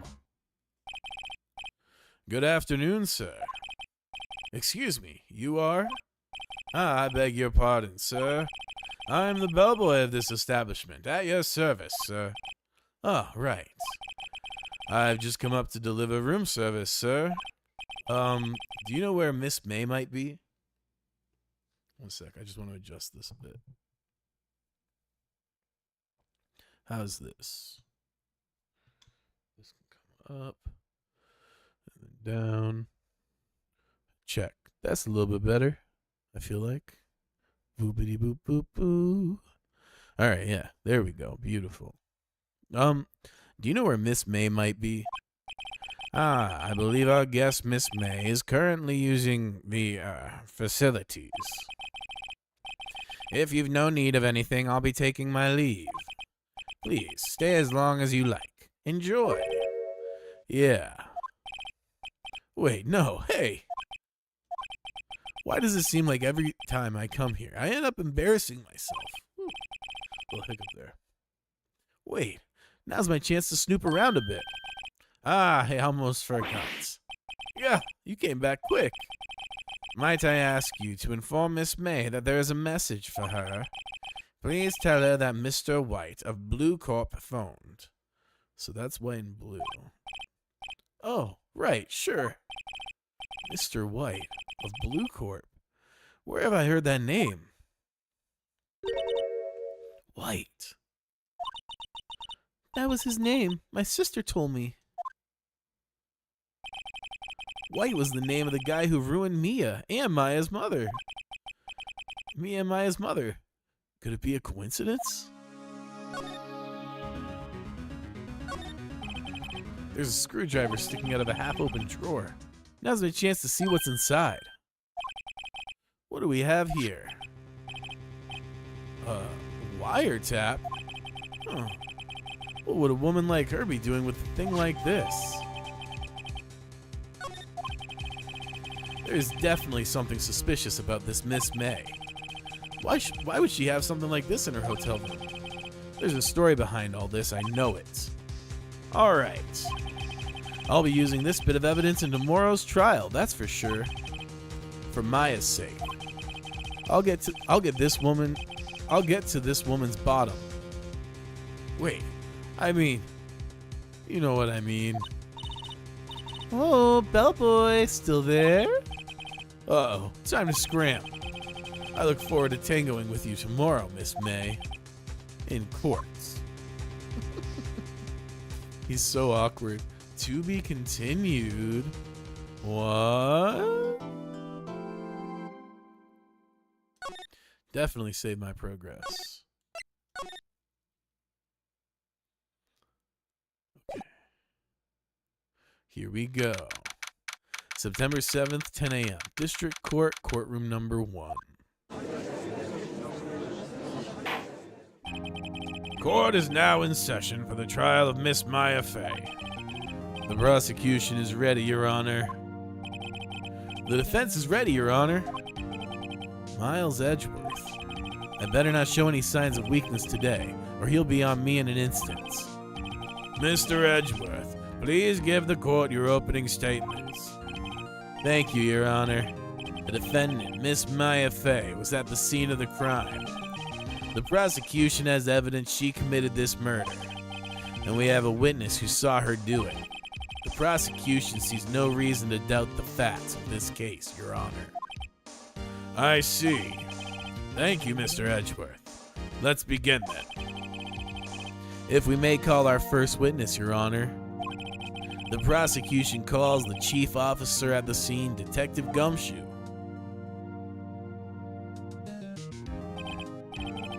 Witness, please state your name and profession to the court. Sir, my name's Dick Gumshoe, sir. I'm the detective in charge of homicides down at the precinct, sir. Detective Gumshoe, please describe for us the details of this murder. Very well, sir. Let me use this floor maps on the office to explain. Forgot his voice for a sec. The body was found by this window here. And the cause of death? Loss of blood due to being struck by a blunt object, sir. The murder weapon was a statue of the thinker found next to the body, sir. It was heavy enough to be a deadly weapon, even in a girl's hands, sir. The court accepts the statue as evidence. They're still calling it a statue. Floor plans added to the court record. Okay. Now, detective. Yes, sir. You immediately arrested Miss Maya Fey, who was found at the scene, correct? Can you tell me why?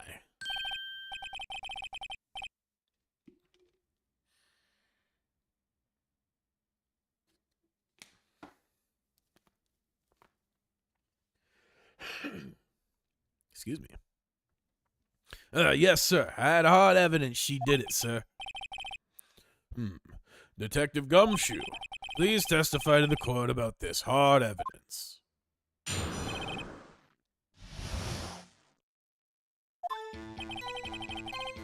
As soon as the phone call came in, I rushed to the scene. There were two people there already. The defendant, Miss Maya Fey, and the lawyer, Mr. Phoenix Wright. It's true. I immediately arrested Miss Maya Fey. Why, we had a witness account describing her. The witness saw Miss Maya Fey at the very moment of the murder.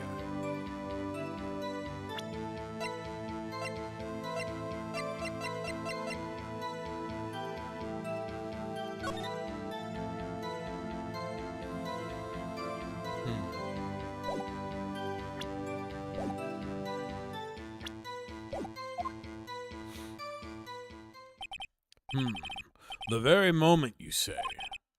Very well, Mr. Wright. You may begin your cross-examination. Yes, Your Honor. Cross-examine what? I couldn't see a single contradiction in that testimony. Whoosh. Smack. Hey, Maya just threw something at me. Oh, lol. What's this? When my sister couldn't find any contradictions in a witness's testimony, she would bluff it and press the witness on every detail. The witness always slips up and says something wrong. It worked lots of times. Yeah, I should have expected Maya would know some of her sister's tricks. All right, let's give this a try.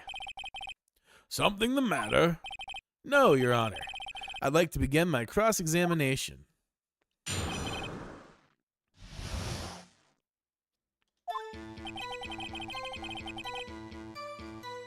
As soon as the phone call came in, I rushed to the scene. Who did you say you got a call from? Hey, pal, don't play dumb. You know who. The call was from a customer at the Gaywater Hotel, right across from the crime scene. Okay, I pressed. Not sure if it did much, though. Right, please continue. There were two people there already. The defendant, Miss Maya Fey, and the lawyer, Phoenix Wright.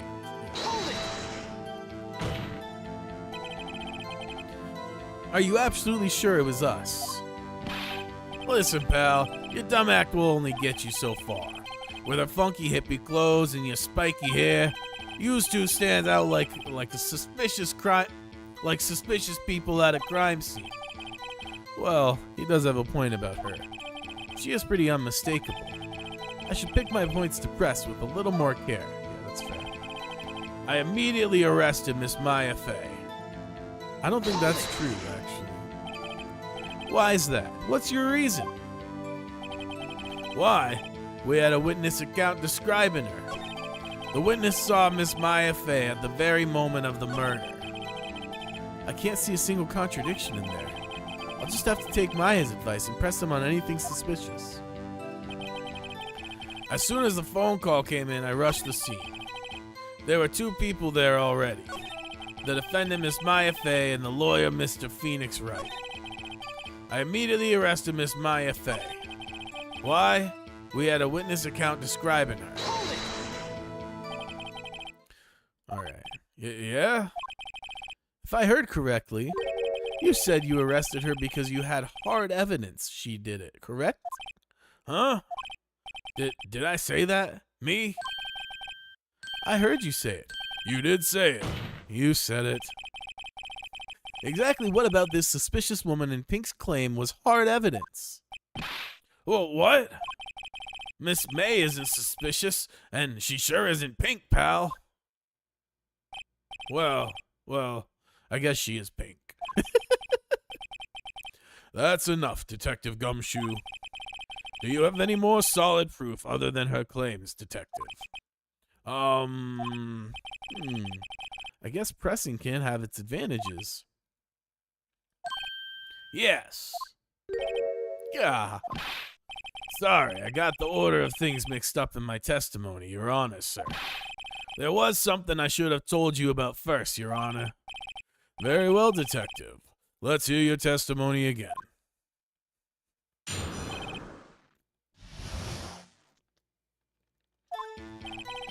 After securing the suspect, I examined the scene of the crime with my own eyes. I found a memo written on a piece of paper next to the victim's body. On it, the word Maya was written clearly in blood. Lab test results showed that the blood was the victim's. Also, there was blood found on the victim's finger. Before she died, the victim wrote the killer's name. How you like that? That's my hard evidence. Before we begin cross-examination, I have a question for you, Detective. Your Honor? Why didn't you testify about this vital piece of evidence the first time? I know. I'm real embarrassed I forgot about it, sir. Your Honor, sir. Try to be more careful. All right, very well. The defense may begin its cross-examination. Hold on, let me look at the evidence again. All right, time of death was 9 p.m. We have the cell phone that talks about this having stuff. How are the glass shards going to come into play in this?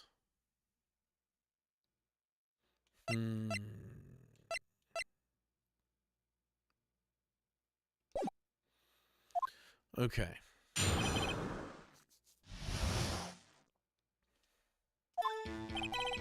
After securing the suspect, I examined the scene of the crime with my own eyes.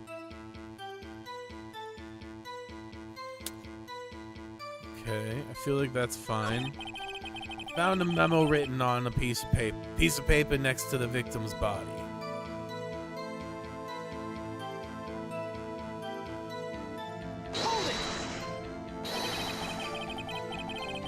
Just because you found it next to the body doesn't mean the victim wrote it. Oh, then who did write it up, smarty pants?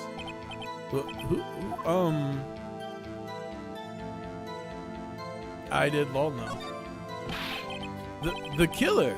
Anyone can see that. Huh. You're saying the killer wrote her own name. Buddy, please. She was framed. Hold on. If that's the case, where's your evidence? I guess that was a bit of a tall order for you. Those without evidence shouldn't open their mouths, Mr. Wright. Yeah, pal. Well, Detective, tell us what was written on that memo you found. On it, the word Maya was written clearly in blood. Lab test results showed that the blood was the victim's. Also, there was blood found on the victim's finger.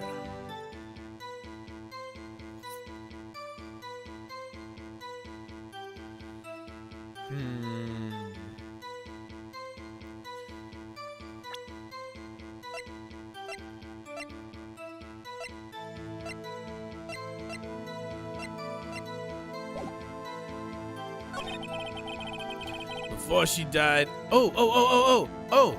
I actually do have something. Where's the autopsy? It was instantaneous. So, Detective Gumshoe, there's one thing I want you to clarify for me here. You say the victim Mia Fey wrote this note, that she was accusing the defendant Maya Fey. That's really what you're saying? What? This isn't one of those lawyer tricks now, is it? Of course she wrote it. Who else could have?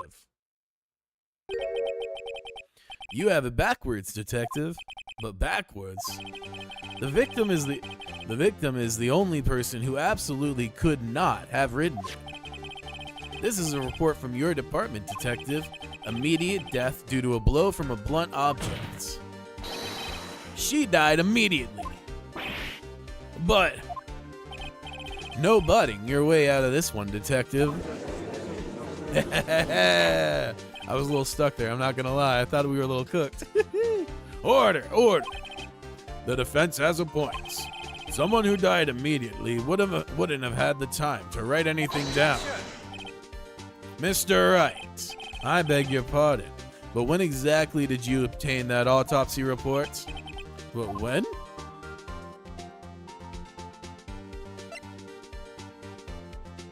The day after the murder. It was the day after the murder. The prosecution's point being? That autopsy report is outdated, Your Honor. What? A second autopsy was performed yesterday at my request. Death was almost immediate due to a blow from a blunt object. But there is a possibility the victim lived for several minutes after the blow. I received these results this morning. No way! Your Honor, it's quite easy to imagine that the victim did have time to write Maya.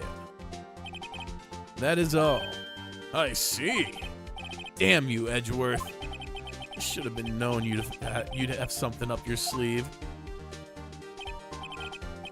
Why, Mr. Wright, you look shocked. Something you want to say?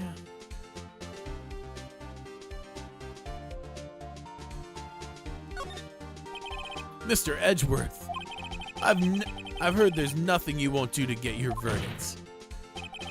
What reason could you possibly have had to request a second autopsy report? Mr. Wright, the defense will refrain from personal attacks on the prosecution. No matter, Your Honor. Mr. Wright, say what you will. The evidence in this report is undeniable. Your Honor, I submit this report to the court. Understood. The court accepts the evidence. Died from a blow from a blunt object. May have lived for a few minutes after being hit. That's it, huh? Well, Your Honor, the evidence strongly suggests the victim was identifying the killer. I suppose that's the obvious conclusion, yes. Darn, this isn't good. The prosecution would like to call its next witness. This poor innocent girl saw the murder with her own eyes. Let the witness, Miss April May, take the stand. Exactly what part of her is innocent? For real. Witness, your name, please. April May, at your service.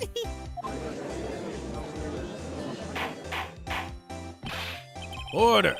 An introduction should not require any reaction from the crowd. The witness will refrain from wanton winking. Aw, Your Honor. This is not good. She's already captured the heart of every man in this courtroom.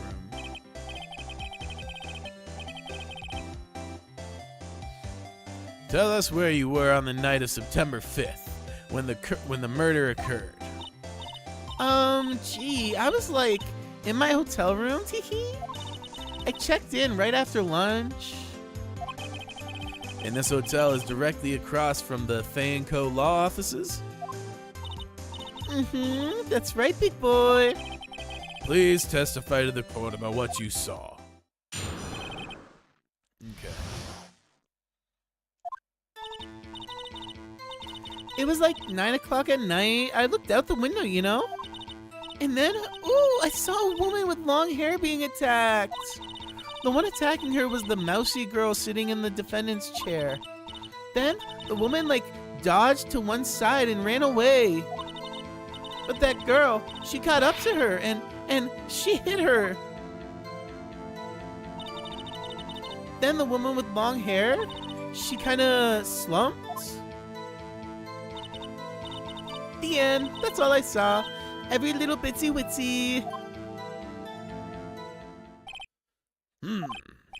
Well, Your Honor, I see. It is a remarkably solid testimony. I don't see a need to trouble the witness any. Oh, wait, Your Honor. Yes, Mr. Wright. What about my cross-examination? I thought the witness's testimony just now was quite firm, didn't you?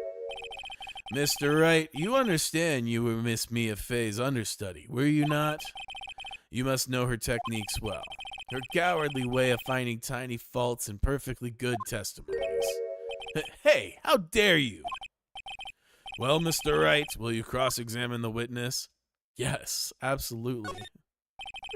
I'll gladly proceed with the cross-examination, if only because I have a feeling Edgeworth doesn't want me to. She has to have some weaknesses. Very well. You may begin your cross-examination.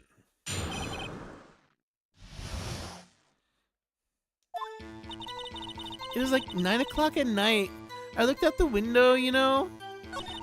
And then, ooh, I saw a woman with long hair being attacked. The one attacking her was the mousy girl sitting in the defendant's chair.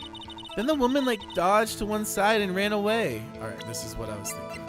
Right? Because, like, that's a lot of action to be happening here. Objection! This evidence clearly reveals the contradiction in that statement, Your Honor.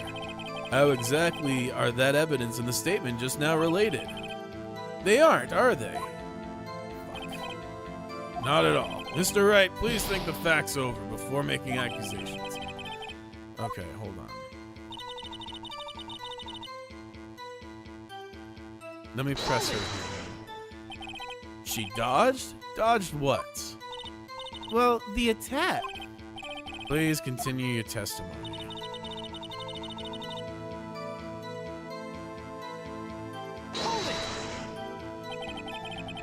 How did you know it was my client? Huh? Well, gee. First of all, she had a girl's physique, and secondly, she was small. Who else could it be but her? She has a point. I question your testimony. Hold on a minute. That testimony stinks. What? Miss May, I'm willing to bet that you saw nothing. Did you really see the defendant at all?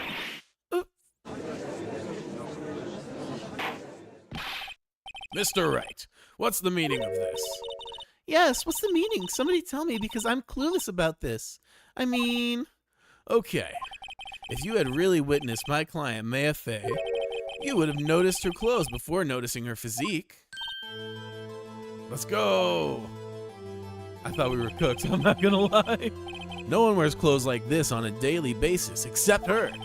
And I'm no expert on fashion, but her hairdo looks far from normal to me. Bro's roasting her. However, the witness's testimony mentions neither of these things. The testimony is bogus. But... Still, we don't know if she was dressed that way the night of the murder. She was, Your Honor. I saw her, and so did Detective Gumshoe. What do you say to that, Miss May? Rawr. What are you trying to say, you mean lawyer? I saw what I saw. I just didn't think all the trifling little details were necessary, darling. Miss May, the court would like to remind you to please omit nothing in your testimony. I'm sorry, Your Honor. I'll be a good girl, I promise. Your testimony again, if you would. Damn, I almost had her.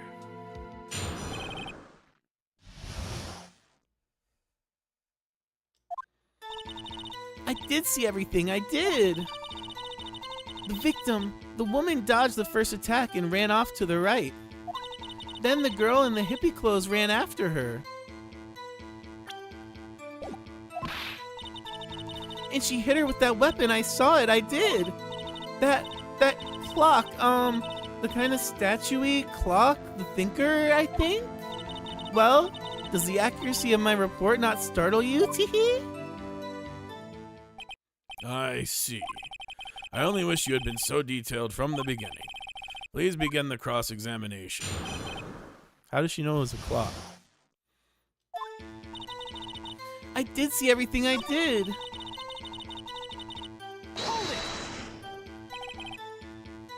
Is that right as in your right as you looked from the hotel?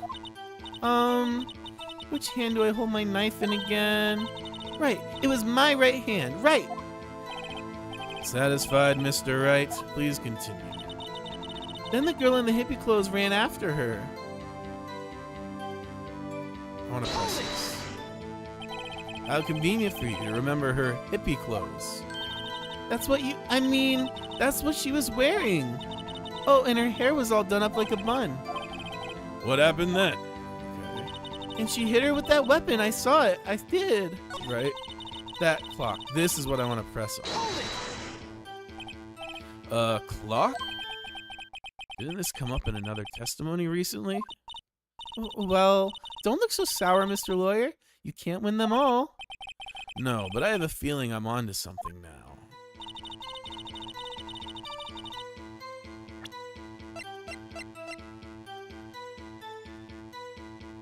Objection! Miss May, what you just said just now was quite revealing. Revealing? Ooh, you'd like that, wouldn't you? Naughty Mr. Lawyer. You just said that this statue of the thinker was a clock, but there's no way of knowing that just by looking at it. Another person in much the same position as you recently called this a clock too, and he was found guilty of murder. Order, order. Miss May, can you explain how you know this was a clock?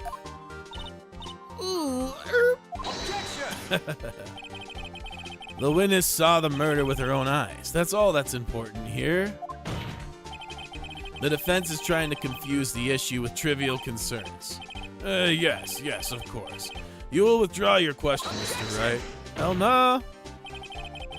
But questions are all I have, Your Honor. And as you may recall, I've caught murderers with these questions before. Well, only once. Objection sustained. You may continue to question the witness. Whew, that was close.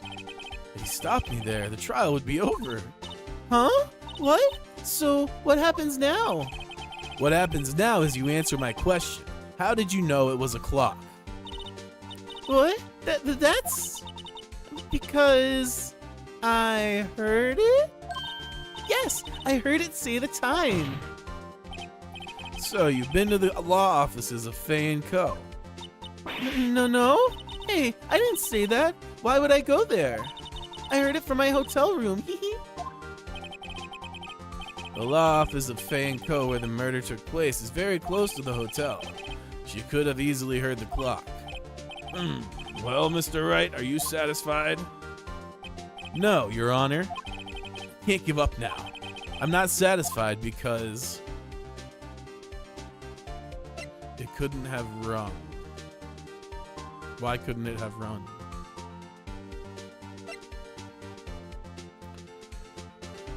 Huh.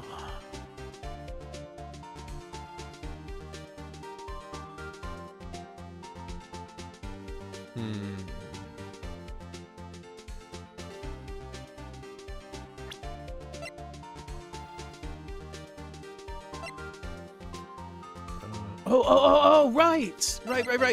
She couldn't have heard it. It couldn't have rung because all the clock works are out of it. Your Honor, members of the courts, it is inconceivable that the clock in question rang.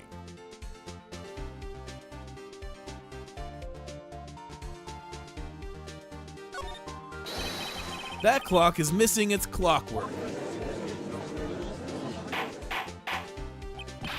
How could you possibly? Just take a look right now. Oh! See anything interesting, Your Honor? It is as the defense says. This clock is missing its clockwork because of the conversation. It's quite empty. Mr. Wright, would you care to explain to the court the meaning of this? Is as you can see, the clock was empty. It couldn't have rung. Therefore, this witness is a big, fat liar. Fat? Well, Miss May? Tisk, tisk. Quite a show you put on for us, Mr. Wright. He knew the clock was empty? How? Somehow he knew? I'm afraid you've forgotten one thing, however. Indeed, the clock is empty, as you say. It can't ring. However, we must ask, when was the clockwork removed? If it was after the witness heard the clock, then there is no contradiction. But we know when it was removed. That's true. That is a possibility.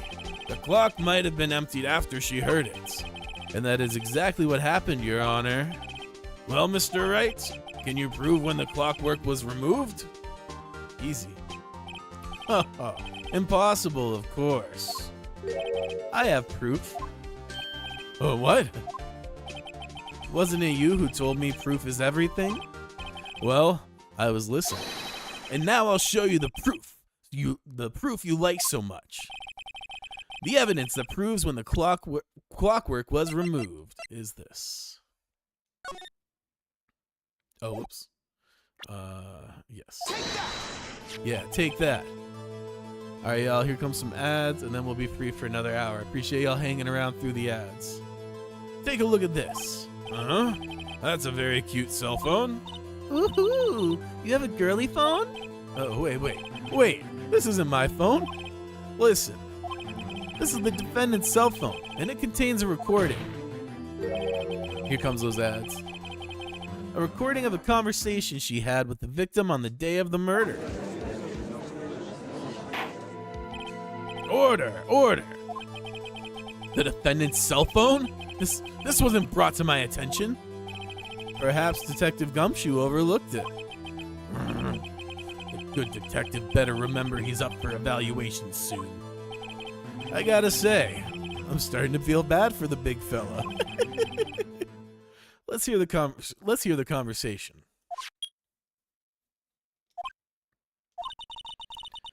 So you just want me to hold on to the thinker for you then? If you could. I should probably tell you the clock isn't talking right now. Huh? It's not working? That's lame. I had to take out the clockwork. Sorry. September 5th, 9:27 a.m. Your Honor, I think this makes it clear the clockwork was already gone by the time this was recorded, which was well before the witness even arrived at her hotel. Well, Miss May, would you care to explain this to the court? Just how did you know that weapon was a clock?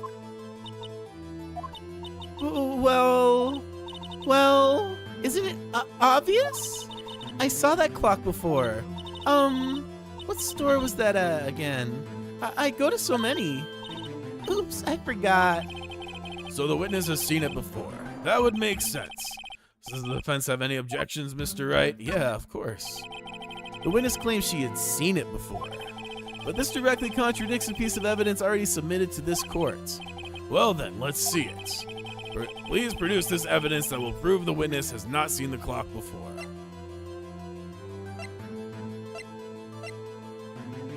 Yeah, this is made by Larry Butts.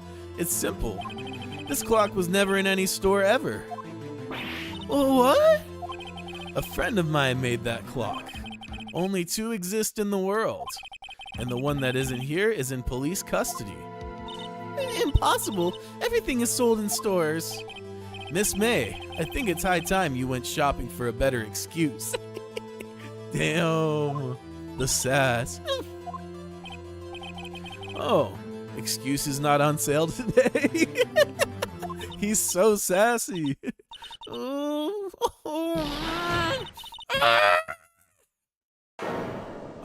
what the hell?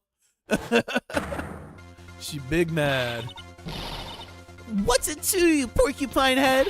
That stupid clock doesn't matter, okay? She did it, and she should die for it. Die! You broke character. Whoa, let's not get ahead of ourselves. This is the court of law, and the witness will remain calm.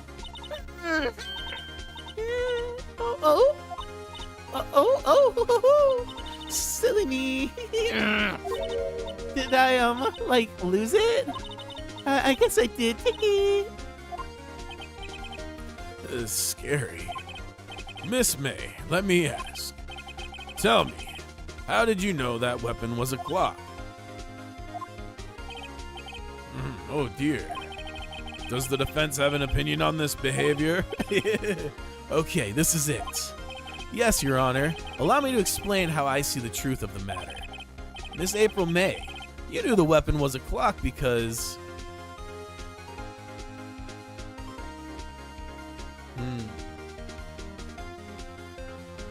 I don't think she held it, because it would have been too quick.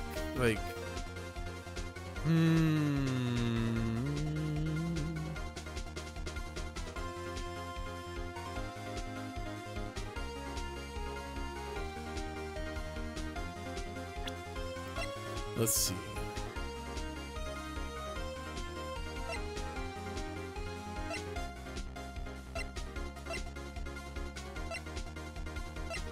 Oh, you had heard about it because you were listening in with the wiretap.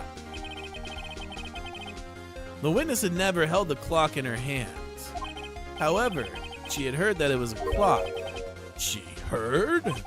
That is correct, Your Honor. There's no other way she could have known the thinker was a clock. And I can show you the proof. Oh, well, this is interesting. Let's see it then. Show me evidence proving that the witness had heard the murder weapon was a clock. Have a look at this. Ooh, that. I found this in Miss May's room. Mr. Wright, please explain to the court what this is. Miss April May, you were tapping the victim Miss Mia Fey's phone, were you not? Ooh. Your Honor, this is irrelevant. Yeah. For real? Man, I'm not entirely sure that it is. Objection overruled. It troubles me that our witness was in possession of a wiretap. This is outrageous. Does the defense truly claim that the witness was tapping her phone? Absolutely. Even if that was the case, which it's not, you still have to prove one thing. Did the victim ever say that the weapon was a clock on the phone? Yes, we literally just proved that. Can you prove that? I think not. Oh yeah? I think I can. It's simple. What? Here's my proof. The proof that the victim said on the phone that the weapon was a clock. It's this, right? I present the defendant's cell phone. Yes, we've seen that. Listen once more to the conversation between the defendant and the victim.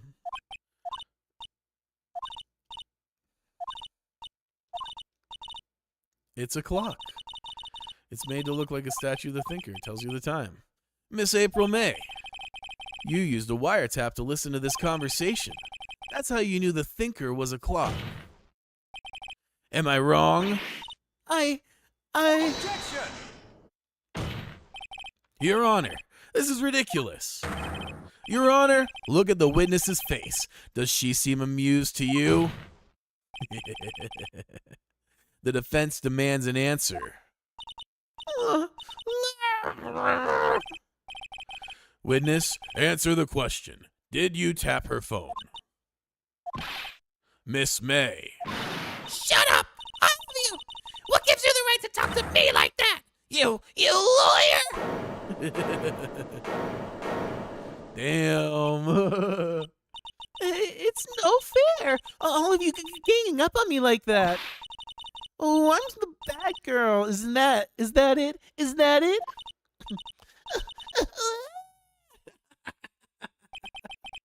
That did it. The court's seen the real Miss April May now. Now to deal the final blow.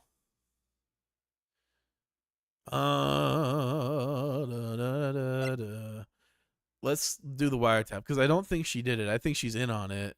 But it just seems unlikely that she was able to do the murder, run all the way across the street, get up into the hotel in that room, and then make the call, you know? I think we got to press on the wiretap. Why did you tap her phone? Answer the question. Do I have to?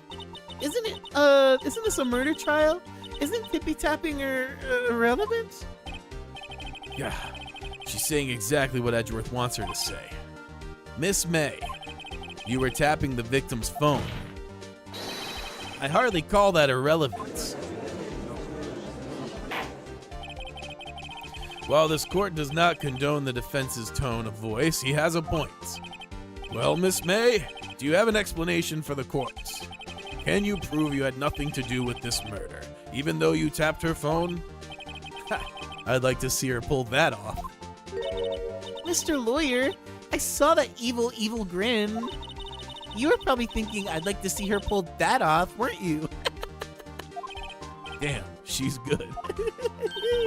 Well, you're not the first man who's thought that, and of course, I can and will. You can't be serious. No way. Way, I say, way. Oh, and I assure you I'm serious, Mr. Lawyer. Okay, so the killing happened around 9 at night. Why, that's just when I was getting room service from the sweet bellboy. Room service? Iced coffee, I believe it was. Iced coffee, you know, like normal coffee, but cold? If you don't drink it quick, the ice melts and then you have regular cold coffee. Iced coffee? Think I'm making this up? Ask the bellboy. Ergo, the witness was not on the scene at the time of the murder. I didn't suggest that. So where does that leave us? It is my great displeasure to inform you that the witness appears to have been tapping the victim's telephone. However, that is a separate crime with no bearing on the current case whatsoever. Her testimony stands. She saw the defendant, Miss Maya Fey, commit murder. No, they're going to let her just walk away? There's no way I can win this unless I tie Miss May up to the murder somehow. Well, does the defense have anything to say? Well, come on, think of something.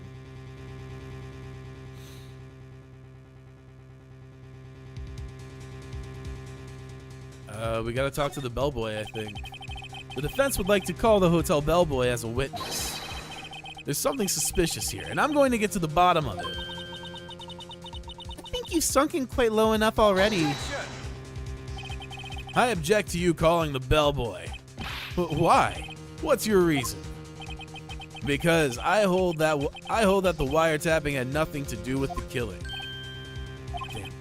However, if you agree to one condition, I'll consent to calling this witness. Condition?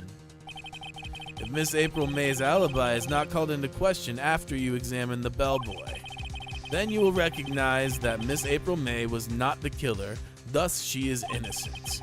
And thereby you must also accept the verdict of guilty for Miss Maya Fey. Damn. That is my condition. What? I better find something suspicious in that bellboy's testimony. Otherwise, Maya will be declared guilty on the spot. What should I do? I mean, I don't think give up is the right move.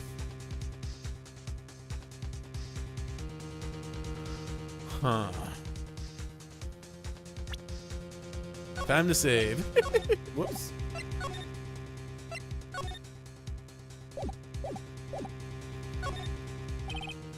Let's hope for the best. Alright, I've got nothing to lose, except for, well, everything. Understood. I accept your condition. Ooh. You fell right into my trap.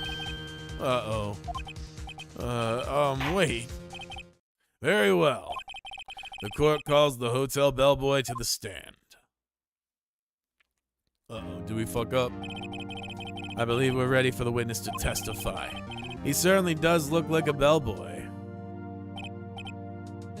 Yes, sir. I received your summons in the middle of work, sir. I'm happy to be of service. That tea set looks rather heavy, so without further ado, the witness may begin his testimony. Very good, sir. Alright.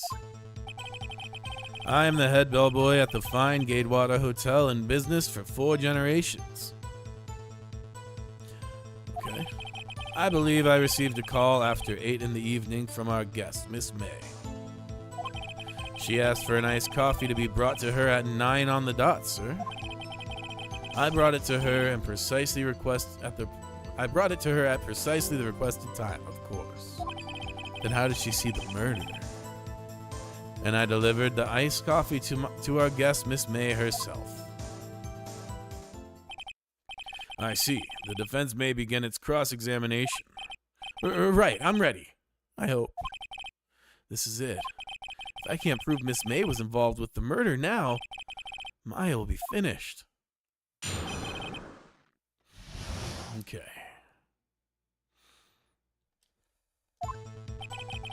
I am the head bellboy at the fine Gatewater Hotel. Yes. I believe I received a call at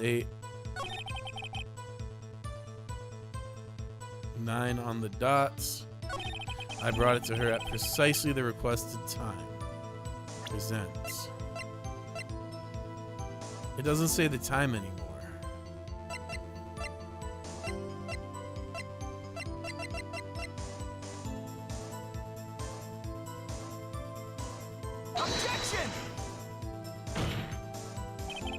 Your Honor, that statement contradicts this evidence. It does? Oh, fucking A. Okay, try to think. Okay, so I gotta press. Whoops, that didn't go so well.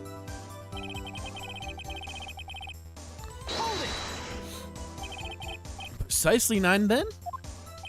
Precisely, exactly, and most definitely, sir, 9 p.m.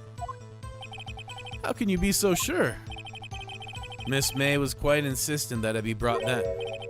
Oh, bellboy, tee-hee. I'd like iced coffee at exactly 9 o'clock. Something like that, sir.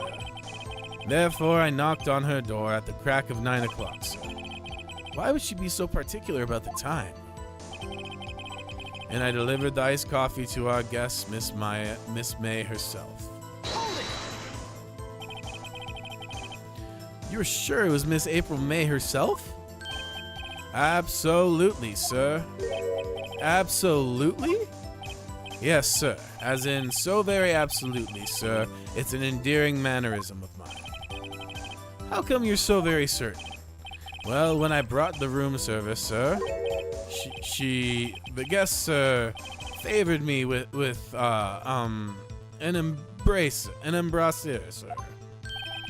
Embrasseur? Is that French for embrace? It's French for kiss, sir. But not a French kiss, sir. More of a peck on the cheek. Why would she have done that? I believe perhaps she was momentarily swayed by my prim demeanor, sir. It was a moment I shall never ever forget, sir. Sounds pretty fishy to me. I think Miss May was up to something and wanted the bellboy to remember her. It's no good. No, there's something there. No, wait, tisk. Finally, you understand. The bellboy had absolutely no reason to lie. Now, If you have any decency, you will end this rather tedious cross-examination there. It was a bit tedious. The witness may leave the stand. I can't let this happen, can I? Protest, for sure. I have something. The view. If she was giving him a kiss, how could she see? Wait, please wait. Yes? Does the defense have something to add? One last question. Let me ask one last question. Your Honor, I must object. This charade of justice has gone on long enough. Now, Mr. Edgeworth. All right, Mr. Wright. I'll give you one more question, that's all. Okay. This is really it. Now, this is my last chance. What do I ask him about? Room service. Tell me again about a room service. Again, sir? At exactly 9, I delivered... Okay.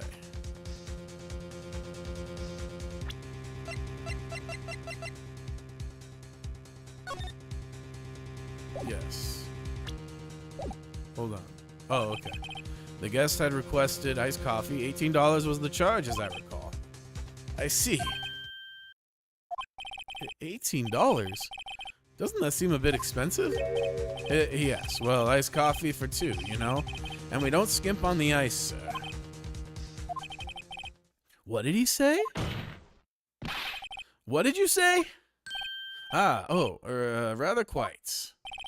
Bellboy, tell us the truth. Was someone else staying in Miss May's room? I object. That was objectionable. They had me on the ropes, but we back, baby. Objection overruled. The witness will answer the question. Yes, I see. Why did you not mention this in your testimony? Well, sir, you didn't ask. Nice try. That's the sort of thing you normally supposed to mention. Yes, quite, indeed. It was the, good barrister there, Mr. Edgeworth, who... He asked me not to mention if I wasn't specifically asked, sir. Oof. Oh, snap. You fool! Damn, we about to take this motherfucker down? I've done it. I've won. Miss April May checked into a twin room with a man, correct? Yes, sir. Then, when you brought them to room service, you didn't see that man in the room. That's right, sir.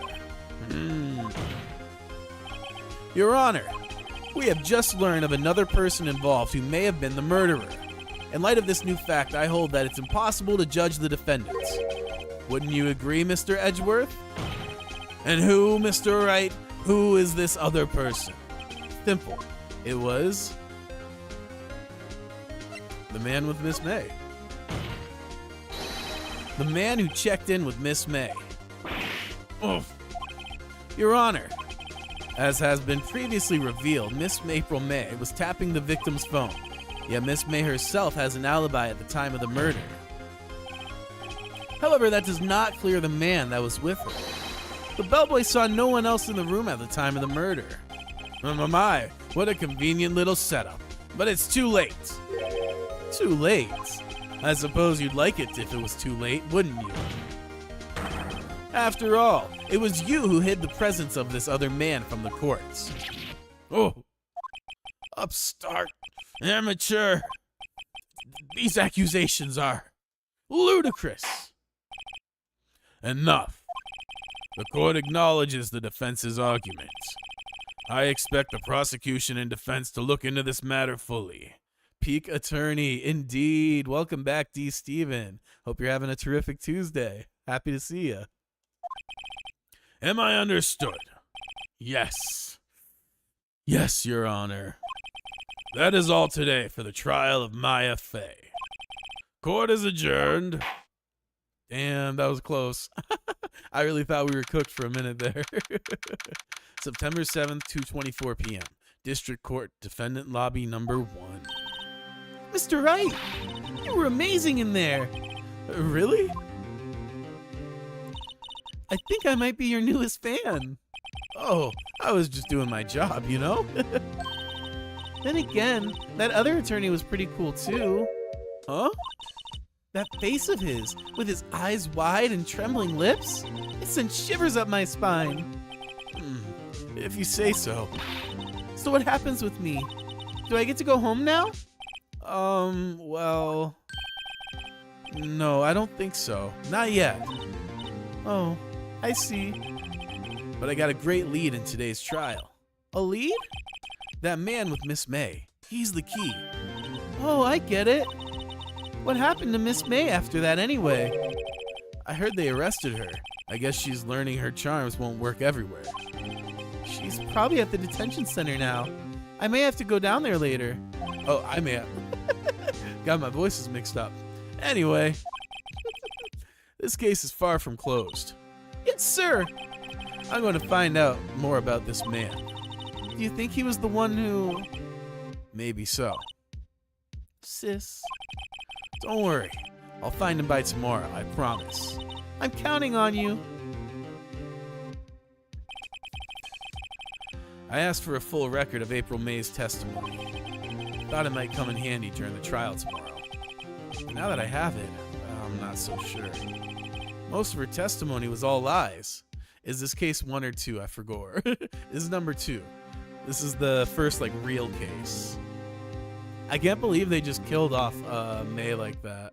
That's wild. In fact, there's only one part that hasn't been stricken from the record. May testimony added to the court record. Or not May. Oh man, I missed the Harry Butts case. Yeah, you sure did. I don't know how much the good this will do me at all now. Anyway, time to hit the pavement and do some investigating. Maya doesn't belong in that detention center, and it's up to me to set her free.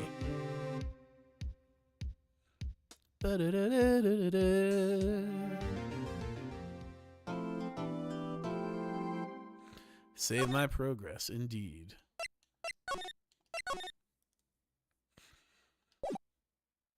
I met the English voice actor of Ichiban a few weeks ago. That's sick!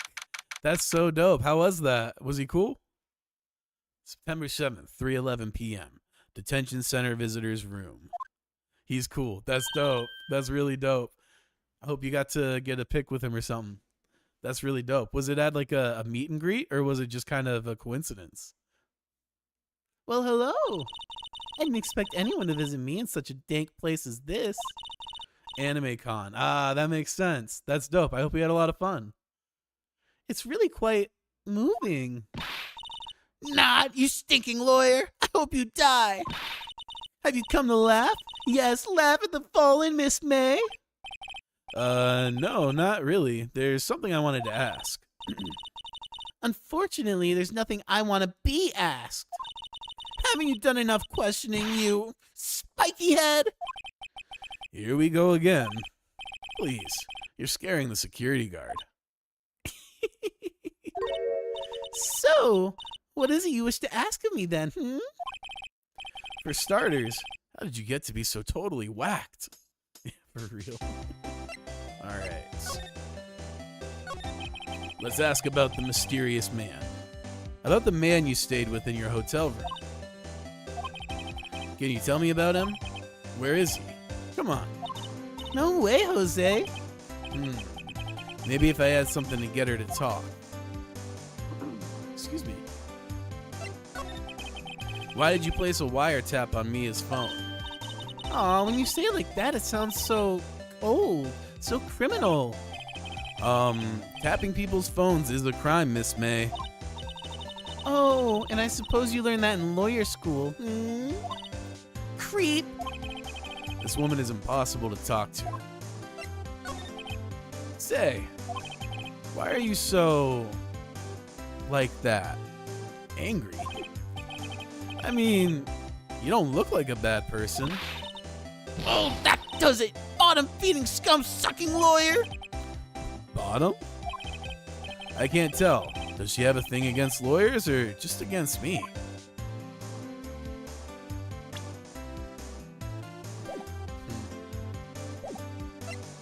Let's see. What can I present?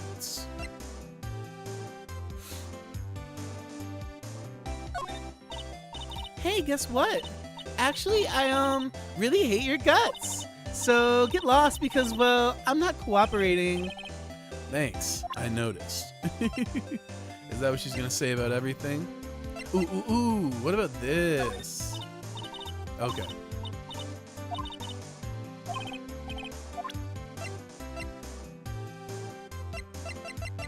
Alright, I think we're gonna have to circle back.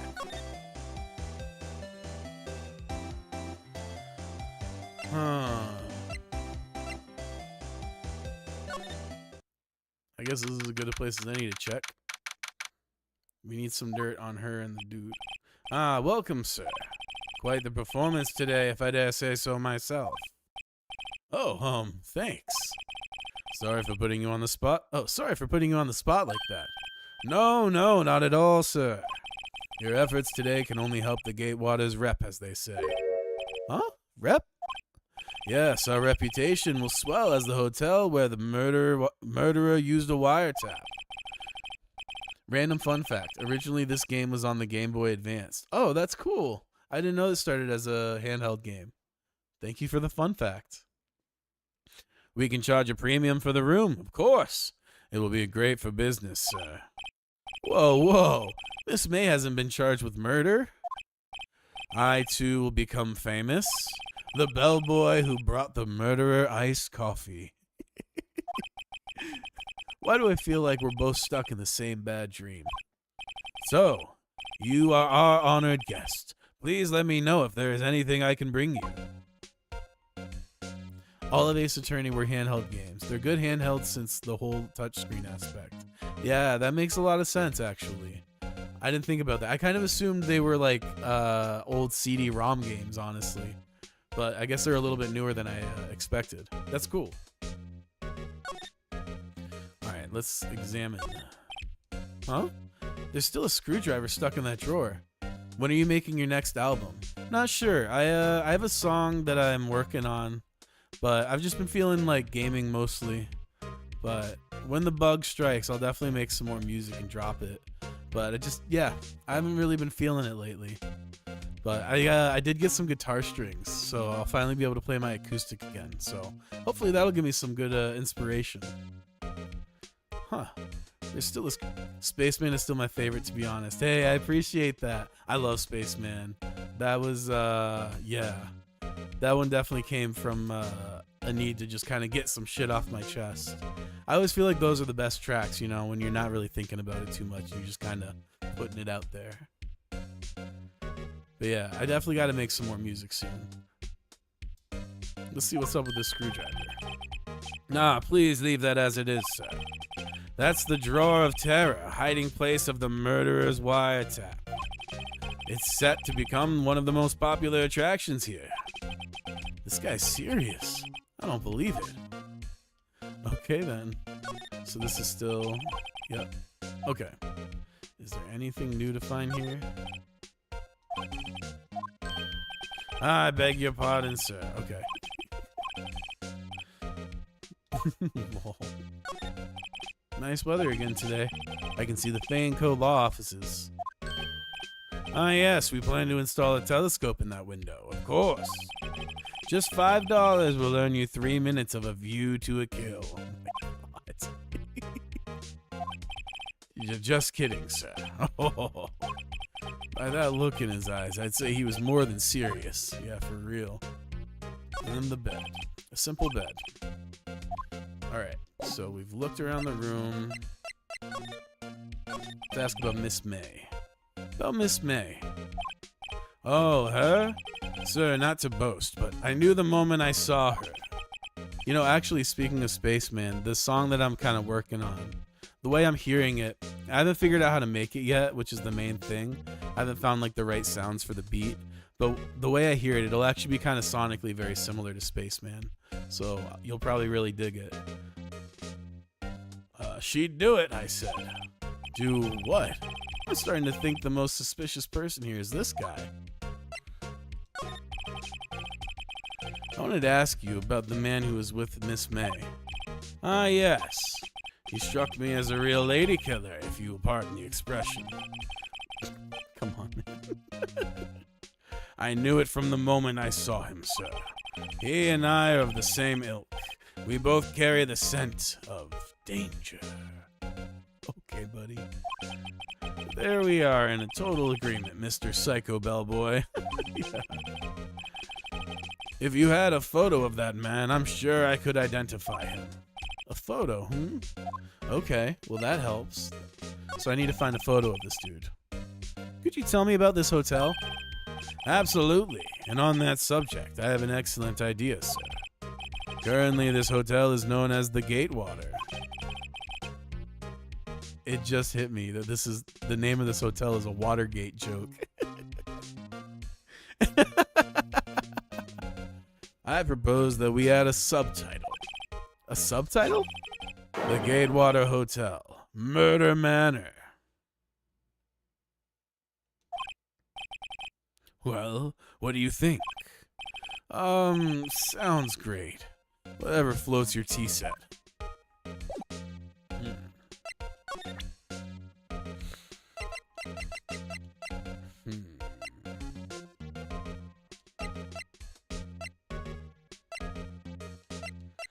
I don't think I got anything more I can get out of this guy. I guess let's go here, and then we'll go to the office. Huh. Looks like Grossberg's out for the day. Yeah. Maybe he's avoiding me for some reason. We found the photo! Yes, but what about the photo? Oh, I see. I clicked the wrong thing. What's this? What I love about these games is that all the locations is just Japan's take on America. That's a good point. This is very American coded aesthetically. I didn't really think about that. Especially the detective is like so New Yorker coded. It's hilarious. I immediately gave him like a New Yorker voice. But yeah, I'm liking these games a lot so far. Oh, the painting's missing. What's this? Old photos? There are two lying here. Something's been written in pencil on the backs. DL6 Incident Exhibit A. DL6 Incident Exhibit B. Let's take a look at these. I'm sure I've seen this person somewhere. That's their mom, isn't it? Perhaps I'll borrow this photo. I'm sure no one will miss it. Just one little photo. And it might be a valuable clue. I'll take it for now. Okay. Photo lies on the desk. Maybe I should switch it with the one I took. Yes, this is definitely the one that I need. Okay. Wait a second. Wasn't there a giant painting hanging on that wall? Yeah. Yeah, it was a painting of... it wasn't Marvin Grossberg. It was a fisherman, I guess. Wasn't it? It wasn't a very memorable painting anyhow. Lol, don't let Grossberg hear you. An expensive potted plant. No idea what kind of plant it is, but it's probably the most expensive one available. Table for clients. Yeah, we've seen that already. Expensive looking mahogany bookshelf. Okay. So now I think it's time to move back to the hotel actually and talk to Bellboy. I have a photo. And my inventory is full. Take a look at this photo. That's him, detective. Detective Law. I'm the lawyer. Oh, I know that. I just wanted to say detective once. You know how it is. No, I don't. Without a doubt, that is the man who checked in with Miss April May. How about I write an affidavit swearing that's him? An affidavit? This guy's way too excited about this. I mean, definitely take it anyway. He's weird, but he's got good information. Well, sure. Why not?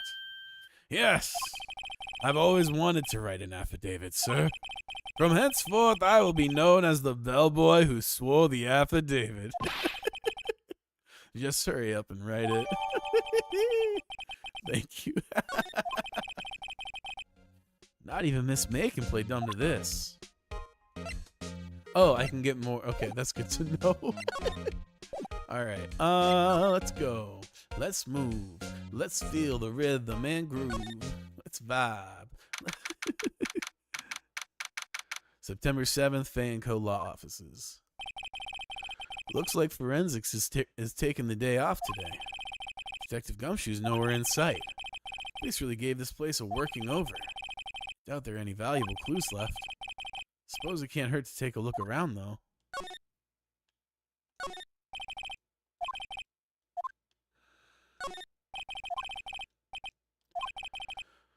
Yeah, sad. An old movie poster. Yep, apparently it was the first movie that made her cry. Alright.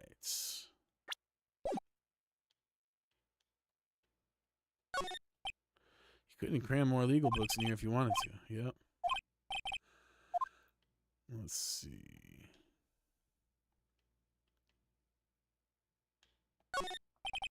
Sky is blue and so am I. There's the hotel right across the way. Man, is there really nothing here? Guess so. You again? Can't you take a hint and stay gone? Hey, the only reason I'm back here is because you won't talk to me. Oh, so it's my fault now? You don't just have spiky hair, you also have a spiky heart. That does it. When this case is done, I'm shaving my head. Oh, buddy. That's so funny.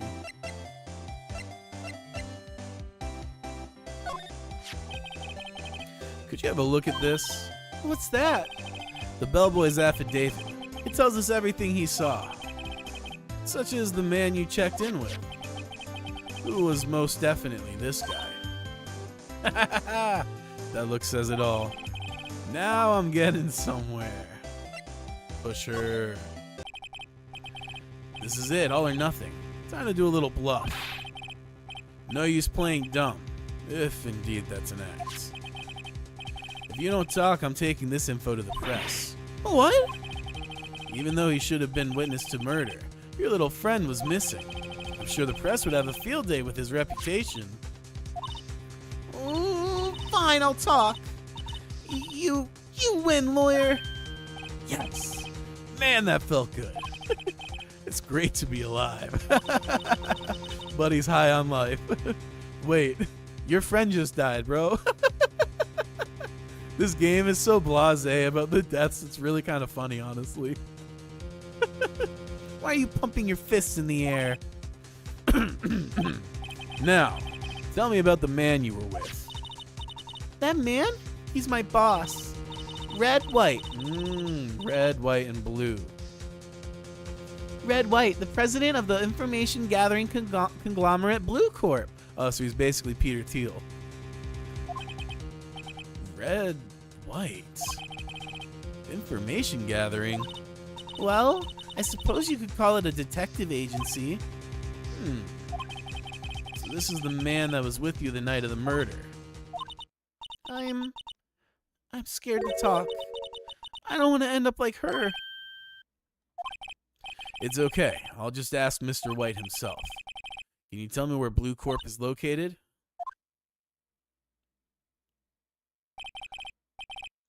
Mr. Red White, at last. Finally, a lead on this guy. If April May couldn't have done it, that leaves him. Time to take action.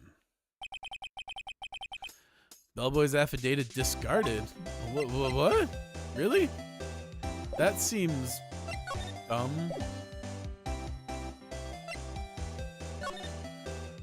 Dun, dun, dun, dun, dun.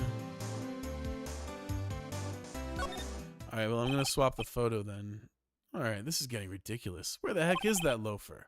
Ah, that old familiar clearing of the throat. Ha ha, you again.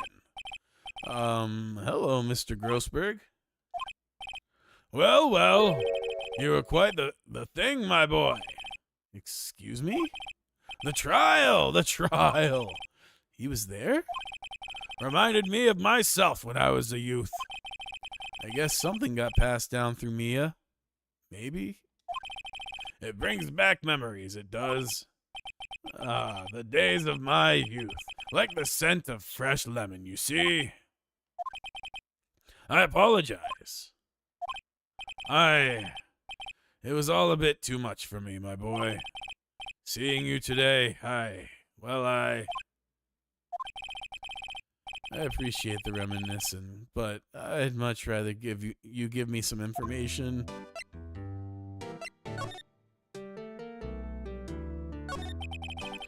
So you came to see the trial? Yes, I did. Something was bothering me all last night, you see. I couldn't get a wink of sleep. Really? What was that? Well, you see, it's just Mia's sister. That poor girl. My boy, I owe you my thanks, truly. I don't know what I would have done if things had gone poorly for the girl. If you were that worried about it, why didn't you offer to defend her? I asked before, but why did you refuse her request for defense? I think I have a right to know. Right, Mr. Right?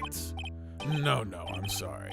It's just, I need more time to think about it, my boy. He does seem troubled about something. Maybe I can find something that'll inspire him to talk. The other day, I'm sure there was a big pretentious-looking painting on that wall. Pretentious looking? Well, you know the one I mean. Anyway, where did it go? Yes, well, I got rid of it. Got quite tired of the thing, really. I sold it, you see? Yes, that's right. Sold it? I'm not sure I'd buy that. Wasn't that painting rather important to you, sir? Did something happen? I don't see how it's any of your business. Please, speak no more of that accursed painting.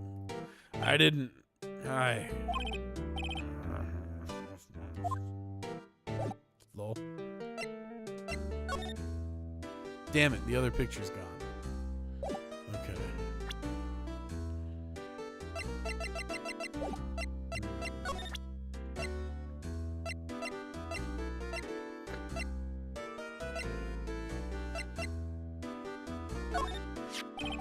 Excuse me, I was wondering about this. Oh, excuse me, I was wondering about this photograph. Where did you get that? Give it back at once. I'm sorry to have taken it without your knowledge, but I have to know. Who is this man? He was most likely in April May's room the night of the murder. What's that you say? Are you quite sure, my boy? What has him so flustered, I wonder?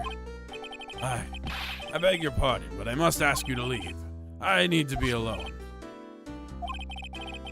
He's fallen silent as a stone. A rather large stone. I guess I should return that photo. Boo. Okay, well, that was a fat L. Let's see what we got here. What's with these surreal decor? Welcome! Please furnish me with the title of your personage. What the? Hey, wait a second. That painting. Your name? What's your name? I was just inquirably asking the title that you go by. Wright. Phoenix Wright. Inquirably? Mr. Wright, was it? Right, I see. Splendiferous. Perhaps I have intimidated you with my giantesque vocabulary. What is this guy's problem? I'm Red White, CEO of Blue Corp. You know, corporate expansion official. My business dealings bring me into contact with the elite of the elite. So I'm afraid I'm not used to conversing with the wordily challenged. What a fruitcake. Let me guess. You are an attorney fresh out of law school, are you not? That's the only explanation for why you would come to meet me like this. What does he mean by that? No matter. So, what business does a mighty lawyer have with a man such as myself? Yipes. This guy's arrogance meter is off the scale. Yeah, fuck off for a sec. I got some examination to do. Haven't I seen this somewhere? Is this a replica? Ridiculosity. I have no interest in anything but originals. That right there is a bona fide original, worth $5 million for sure. An impressive lineup of trophies. Judge's Special Runner-Up, Best Participation. Judge's Cooperation Award? Special Good Try Prize? Huh. The words judges and special kind of stand out. The statue of a man holding up the world. The Blue Corp sign certainly stands out enough. The model for this man is, of course, Mr. White. Truly a work of art, but probably too beautacious for you to appreciate, correct? I think it's a little too beautacious for just about anyone to appreciate. I'm guessing this is supposed to be a desk? My, this is quite the thing. It is modeled on my body, you see? Well, does its sleek roundature not inspire you?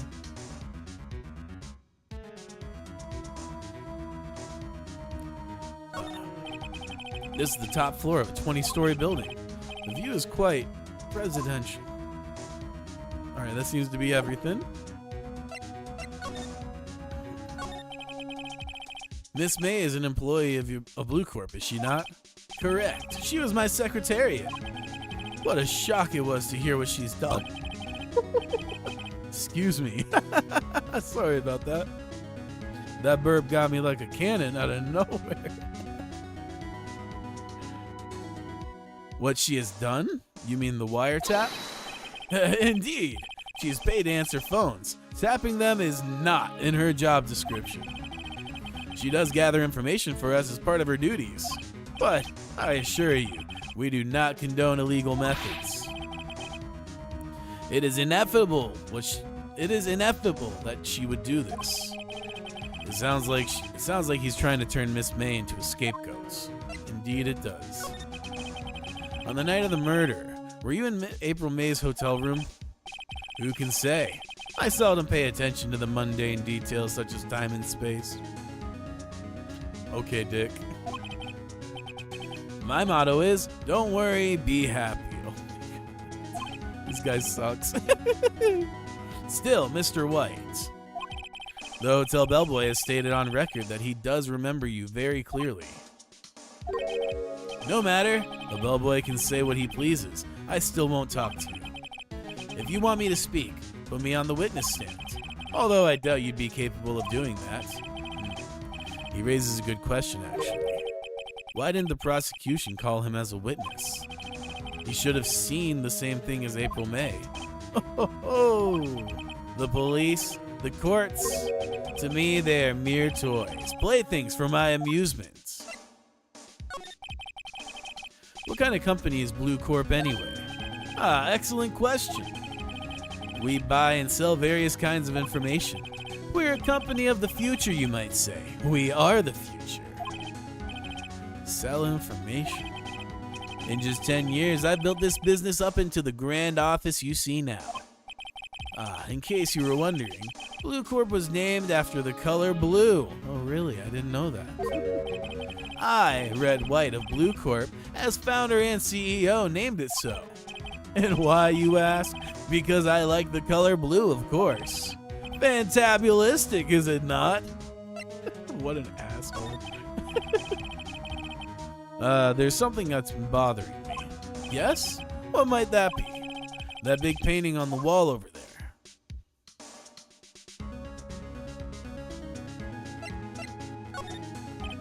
Say, when did you get that painting?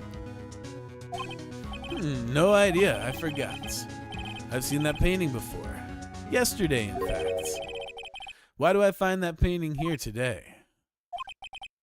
Mr. Wrong, was it? Right. It appears you do not fully grasp your position here. I ask again, who are you? A lawyer. No, my feeble friend, a mere lawyer. Worth nothing. Zilch. Zippo. Nada. Just like that sorry excuse for an attorney, Grody Burger. What? What the hell? He punched me. Well, Mr. Lawyer, what will you do, huh? Charge me with assaults? Charge away, I welcome it, for it is you who will be found guilty. What? Heed my exposition. The police, the courts, they all do my bidding. So you say. But I wonder, is that kind of control really possible? I don't expect you to understand. It is a world beyond your compensation. You came here from Grody Burgers, I presume. Mr. Grossburgers? Mr. Grossbergs? Yes. Then you must ask him, why is it that this painting of his hangs here? Perhaps then he'll tell you. Perhaps he will explain how a man can live life purely for personal profits. Go now, skedaddle. There's nothing more to discuss.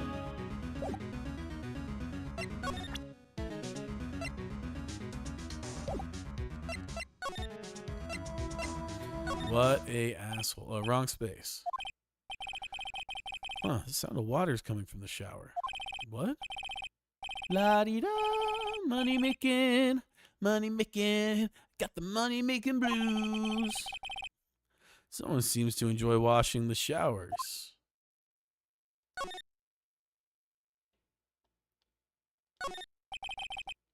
Screwdriver's still stuck in the drawer. Better not touch it. No telling what the bellboy would do to me. Okay.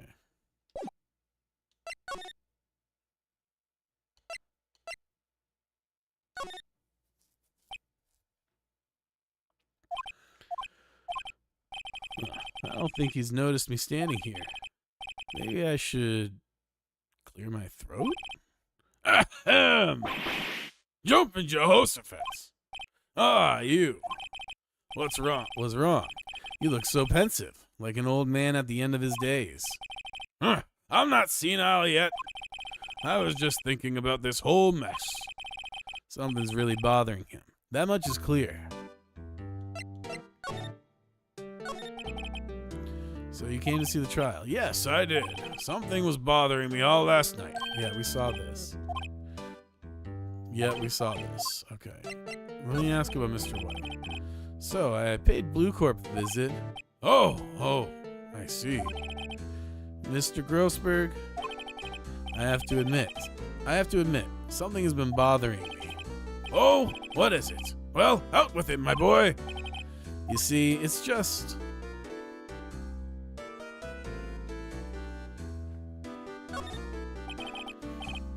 Mr. Grossberg, sir, there was a giant painting hanging right there the other day. Was there not? One you said you had no intention of parting with? Well, I saw it today. It was in the CEO's office at Blue Corp, Red White's office. So, you noticed. I supposed I should have guessed you would. It is a large painting. Mr. Grossberg, I know you and Mr. White are connected somehow. Connected, you say? Yes, and I know what it is. Your lovers, that's really funny. He's blackmailing you. Mr. White has something on you, doesn't he? Blackmail. I think that painting is fairly gaudy proof. Very well. This may be the chance I've been waiting for. Maybe it's time to get this off my chest so I can finally rest easy again. After all, you were Mia's understudy. Perhaps it was fate's. What's he talking about? Red White is a man who makes his living through intimidation. Blue Corp is a company that excels in finding people's weaknesses, I'm afraid. I've been paying them for 15 years now. 15 years? All because of the DL6 incident, as you may have guessed. The name on the back of those photographs. As you suspected, I could not stand in defense of Maya because of this. White would have destroyed me if I did. So that's the connection. It is hard for me to tell you this, my boy, but arresting Red White will be nigh on impossible. Impossible? Why? He has information on everyone. It gives him an iron grip. He owns judges, attorneys, prosecutors, police, and politicians. What? They're bound, unable to do harm to themselves and therefore to him. Don't look at me like that. What you see is nothing more than the weight of many, many years.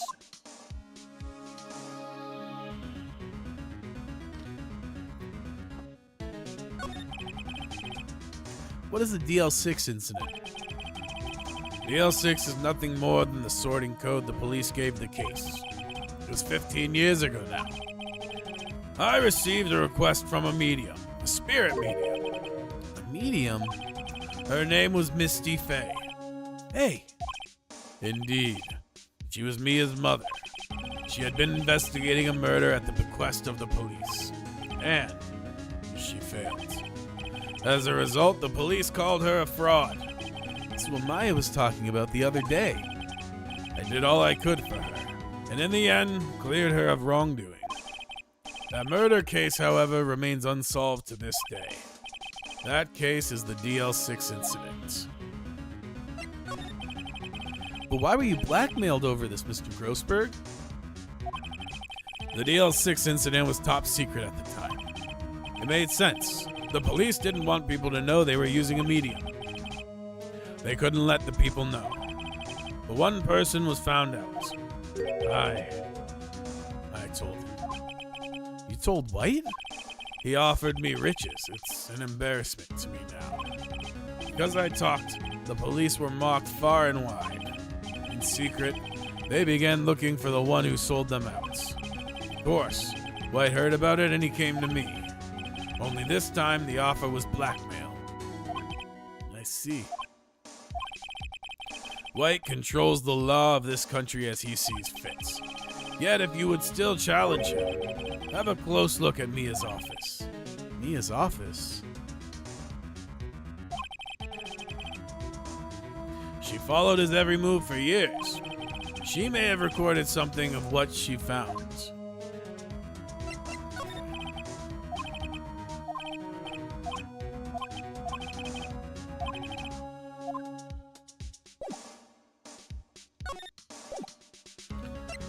Alright, Mia's office.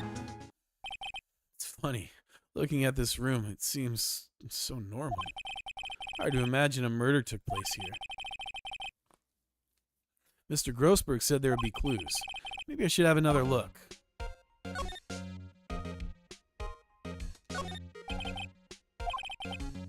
They're all in alphabetical order. Let's take a look. Which file should I look at?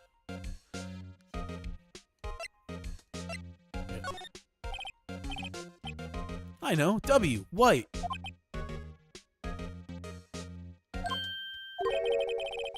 The entire W section is missing. Was it taken?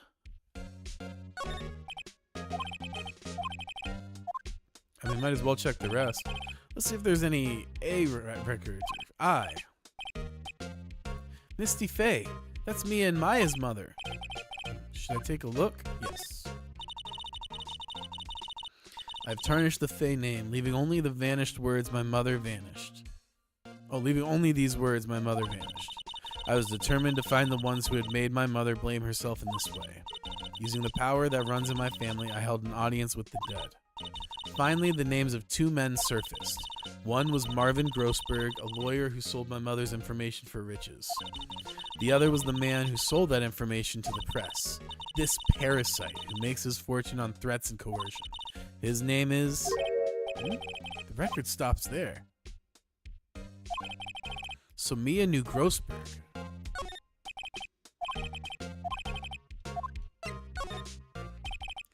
Let's see, J through S. Nothing much in here. Maybe I'll just skim some of this. Yeah, can't hurt. Well, no harm in flipping through a bit, I guess. The biggest part's here, the S and an S is suicide. Ew. She has a collection of suicide reports? There's politicians, policemen. There's writing on most of these in pencil. Why? This is Mia's handwriting. Wait, I get it. Mia thought he was involved in these suicides. White drove them all to... I can use these newspaper clippings. Let's find the most disturbing one. Nice.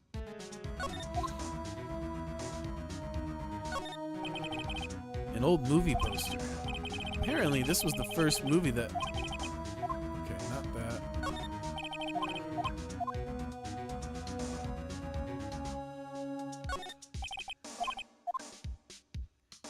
I guess that was everything.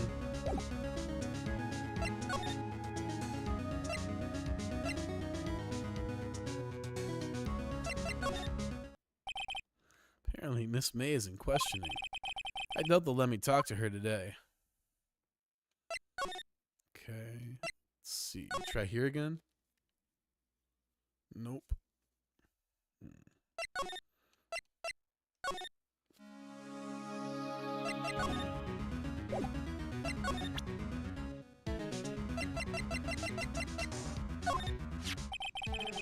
I found this in Mia's files. So she was investigating Red White, as I expected. Well, if you wanted to challenge him, you could present this in court. Not a bad idea.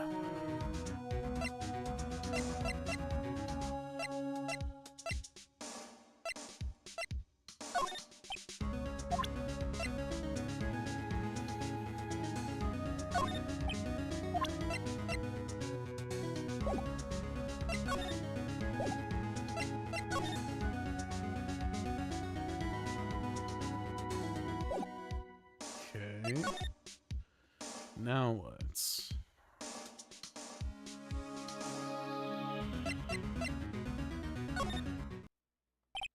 Well, aren't you persistent? Sorry, but there's something I have to ask you. Mr. Lawyer, I really hate having to repeat myself, but it seems the message has not yet penetrated your thick skull. Stop bothering me. If you try my patience further, I fear a nasty accident may occur. Do I make myself clear? Transparent.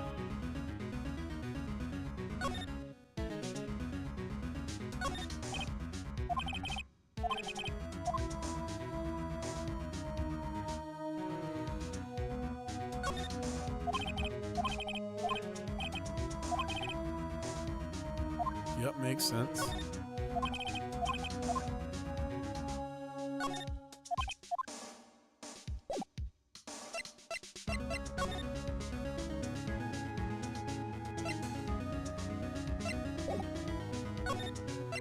Yeah, let's do this. I need some evidence I can use to handle it. Why, yes. There's my eyes and my nose and my mouth. But of course I jest. You need not restrain your mirth, my friend. It is okay to indulge in the cosmopolitan sense of humor. I will not think less of you.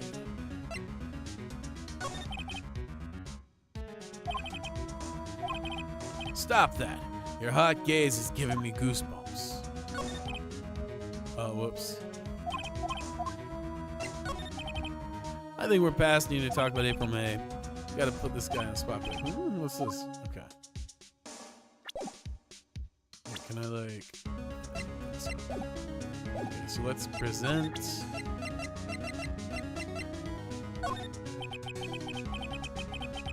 This is the only clue that Mia left me.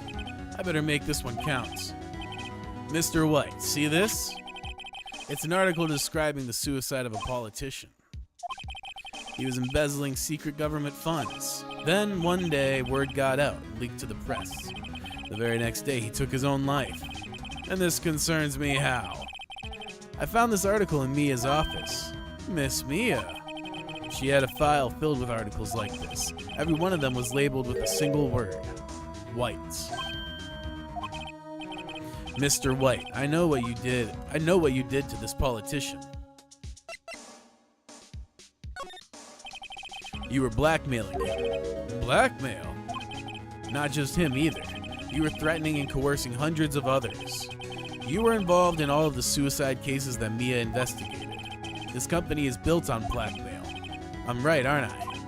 What a bizarre accusation, Mr. Wrong. What is it? What is it that you should be doing now? Investigating me? No. I think not. You should be searching for the one who killed Miss Mia. Secretary's office, hello? Mr. Wrong will be leaving now. Yes, sir. I'll send someone right away. Wait a second, Mr. White.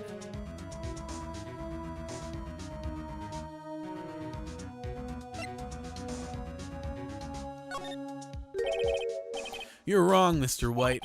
Excuse me? What I should be doing now is going after you. Just what are you insinuating? Mia was on to you. She was keeping tabs. For this reason, you had April May tapping her phone. Then Mia was murdered, and all the documents about you mysteriously disappeared. So the culprit would be... Even a child could work it out, Mr. White. You did it. Secretary's office? We won't be needing an escort for Mr. Wrong. Instead, please connect me to the public prosecutor's office. Of course, sir. One moment, please. White, that you? What are you doing calling me at a time like this? Hello, Chief Prosecutor. I've changed my mind. I want to testify tomorrow. What's this about? The Mia Fey case. I witnessed the murder, you see? And thus, as a very important witness, I would like to testify. What? Why now? I thought you said you didn't want to go to court. Quietude. I told you I changed my mind, didn't I? Oh, and one other thing. Send the police over here right away.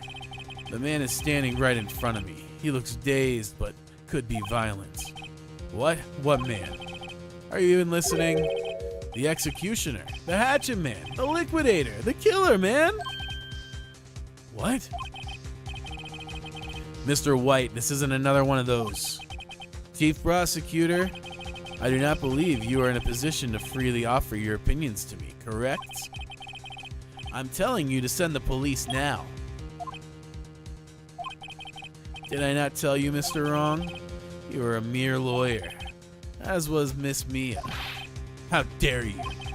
I'll point the finger at you, and you will be tried as Miss Mia's killer. The case is as good as settled. No lawyer of any worth will defend you. I have friends in the local lawyers association, you see. You'll be giving a lawyer so stupendously inept that they make even you look competent. I feel faint. Detective Gumshoe reporting, sir. Ah, Butts. Harry Butts. Right, actually. Phoenix Wright. And my friend's name is Larry. Haha, right. Sorry, pal. Butts was that murderer, right? Detective Gumshoe, I present to you the man who killed Miss Mia Fey. What? Take this despicable human being into custody. Farewell, Mr. Wrong. Yeah, we'll see about that.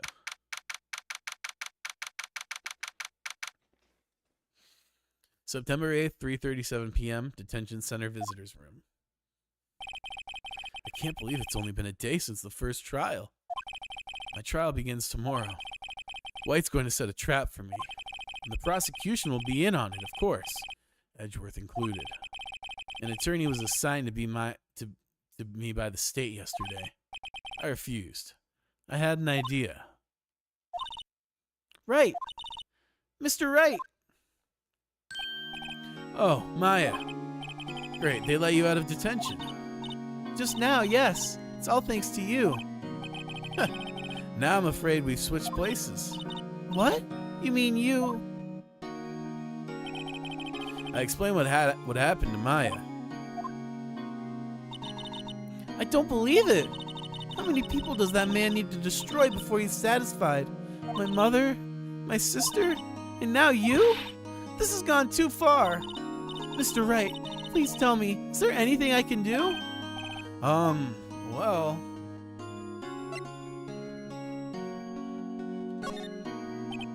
Well, you could cheer for me in court. Cheer for you? You mean, like a cheerleader? Huh? Yeah, like that. Alright, leave it to me. Oh? I better go get a uniform and some pom-poms. Oh, I didn't mean literally like that. Oh, wait. What? I'm kidding. It was a joke. No way. No, really, I was kidding, but thanks. It's good to know you're on my side. And there really isn't anything you can do for me anyway. But I can't just sit here and do nothing. I've got to give that man a piece of my mind. Just a piece? Okay. Then come to the trial tomorrow. Okay, I'll be there. I'll show them a thing or two. Yeah. Times may change, yet with crime, it's the same old story. In fact, it's gotten worse. Lengthy court proceedings are no longer realistic. Beginning a few years ago, a limit of 3 days was put on initial court trials. Almost all finish in a day, most with a guilty verdict. Never thought I would end up in the defendant's chair myself for this case. With the true culprit appearing as the star witness. This is it. Tomorrow, it's me or him.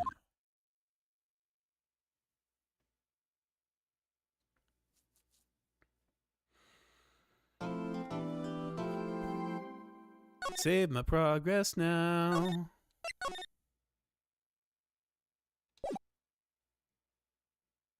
All right.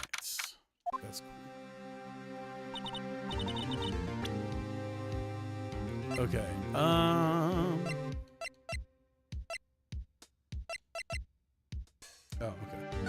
I'm gonna stop here for today. Tomorrow we'll take on the final trial and see how things go for us. Hopefully we come out on top. This is a lot of fun. This game is silly as hell. But yeah, thank you for being here. Thank you for spending some time with me today. I hope you had fun. I will see you tomorrow for some more Ace Attorney. I am definitely gonna be playing this some more. And just for you, D. Stevens, if you're here or not, we're going to send you out with some Spaceman. Have a great rest of your day. I'll see you tomorrow. Peace.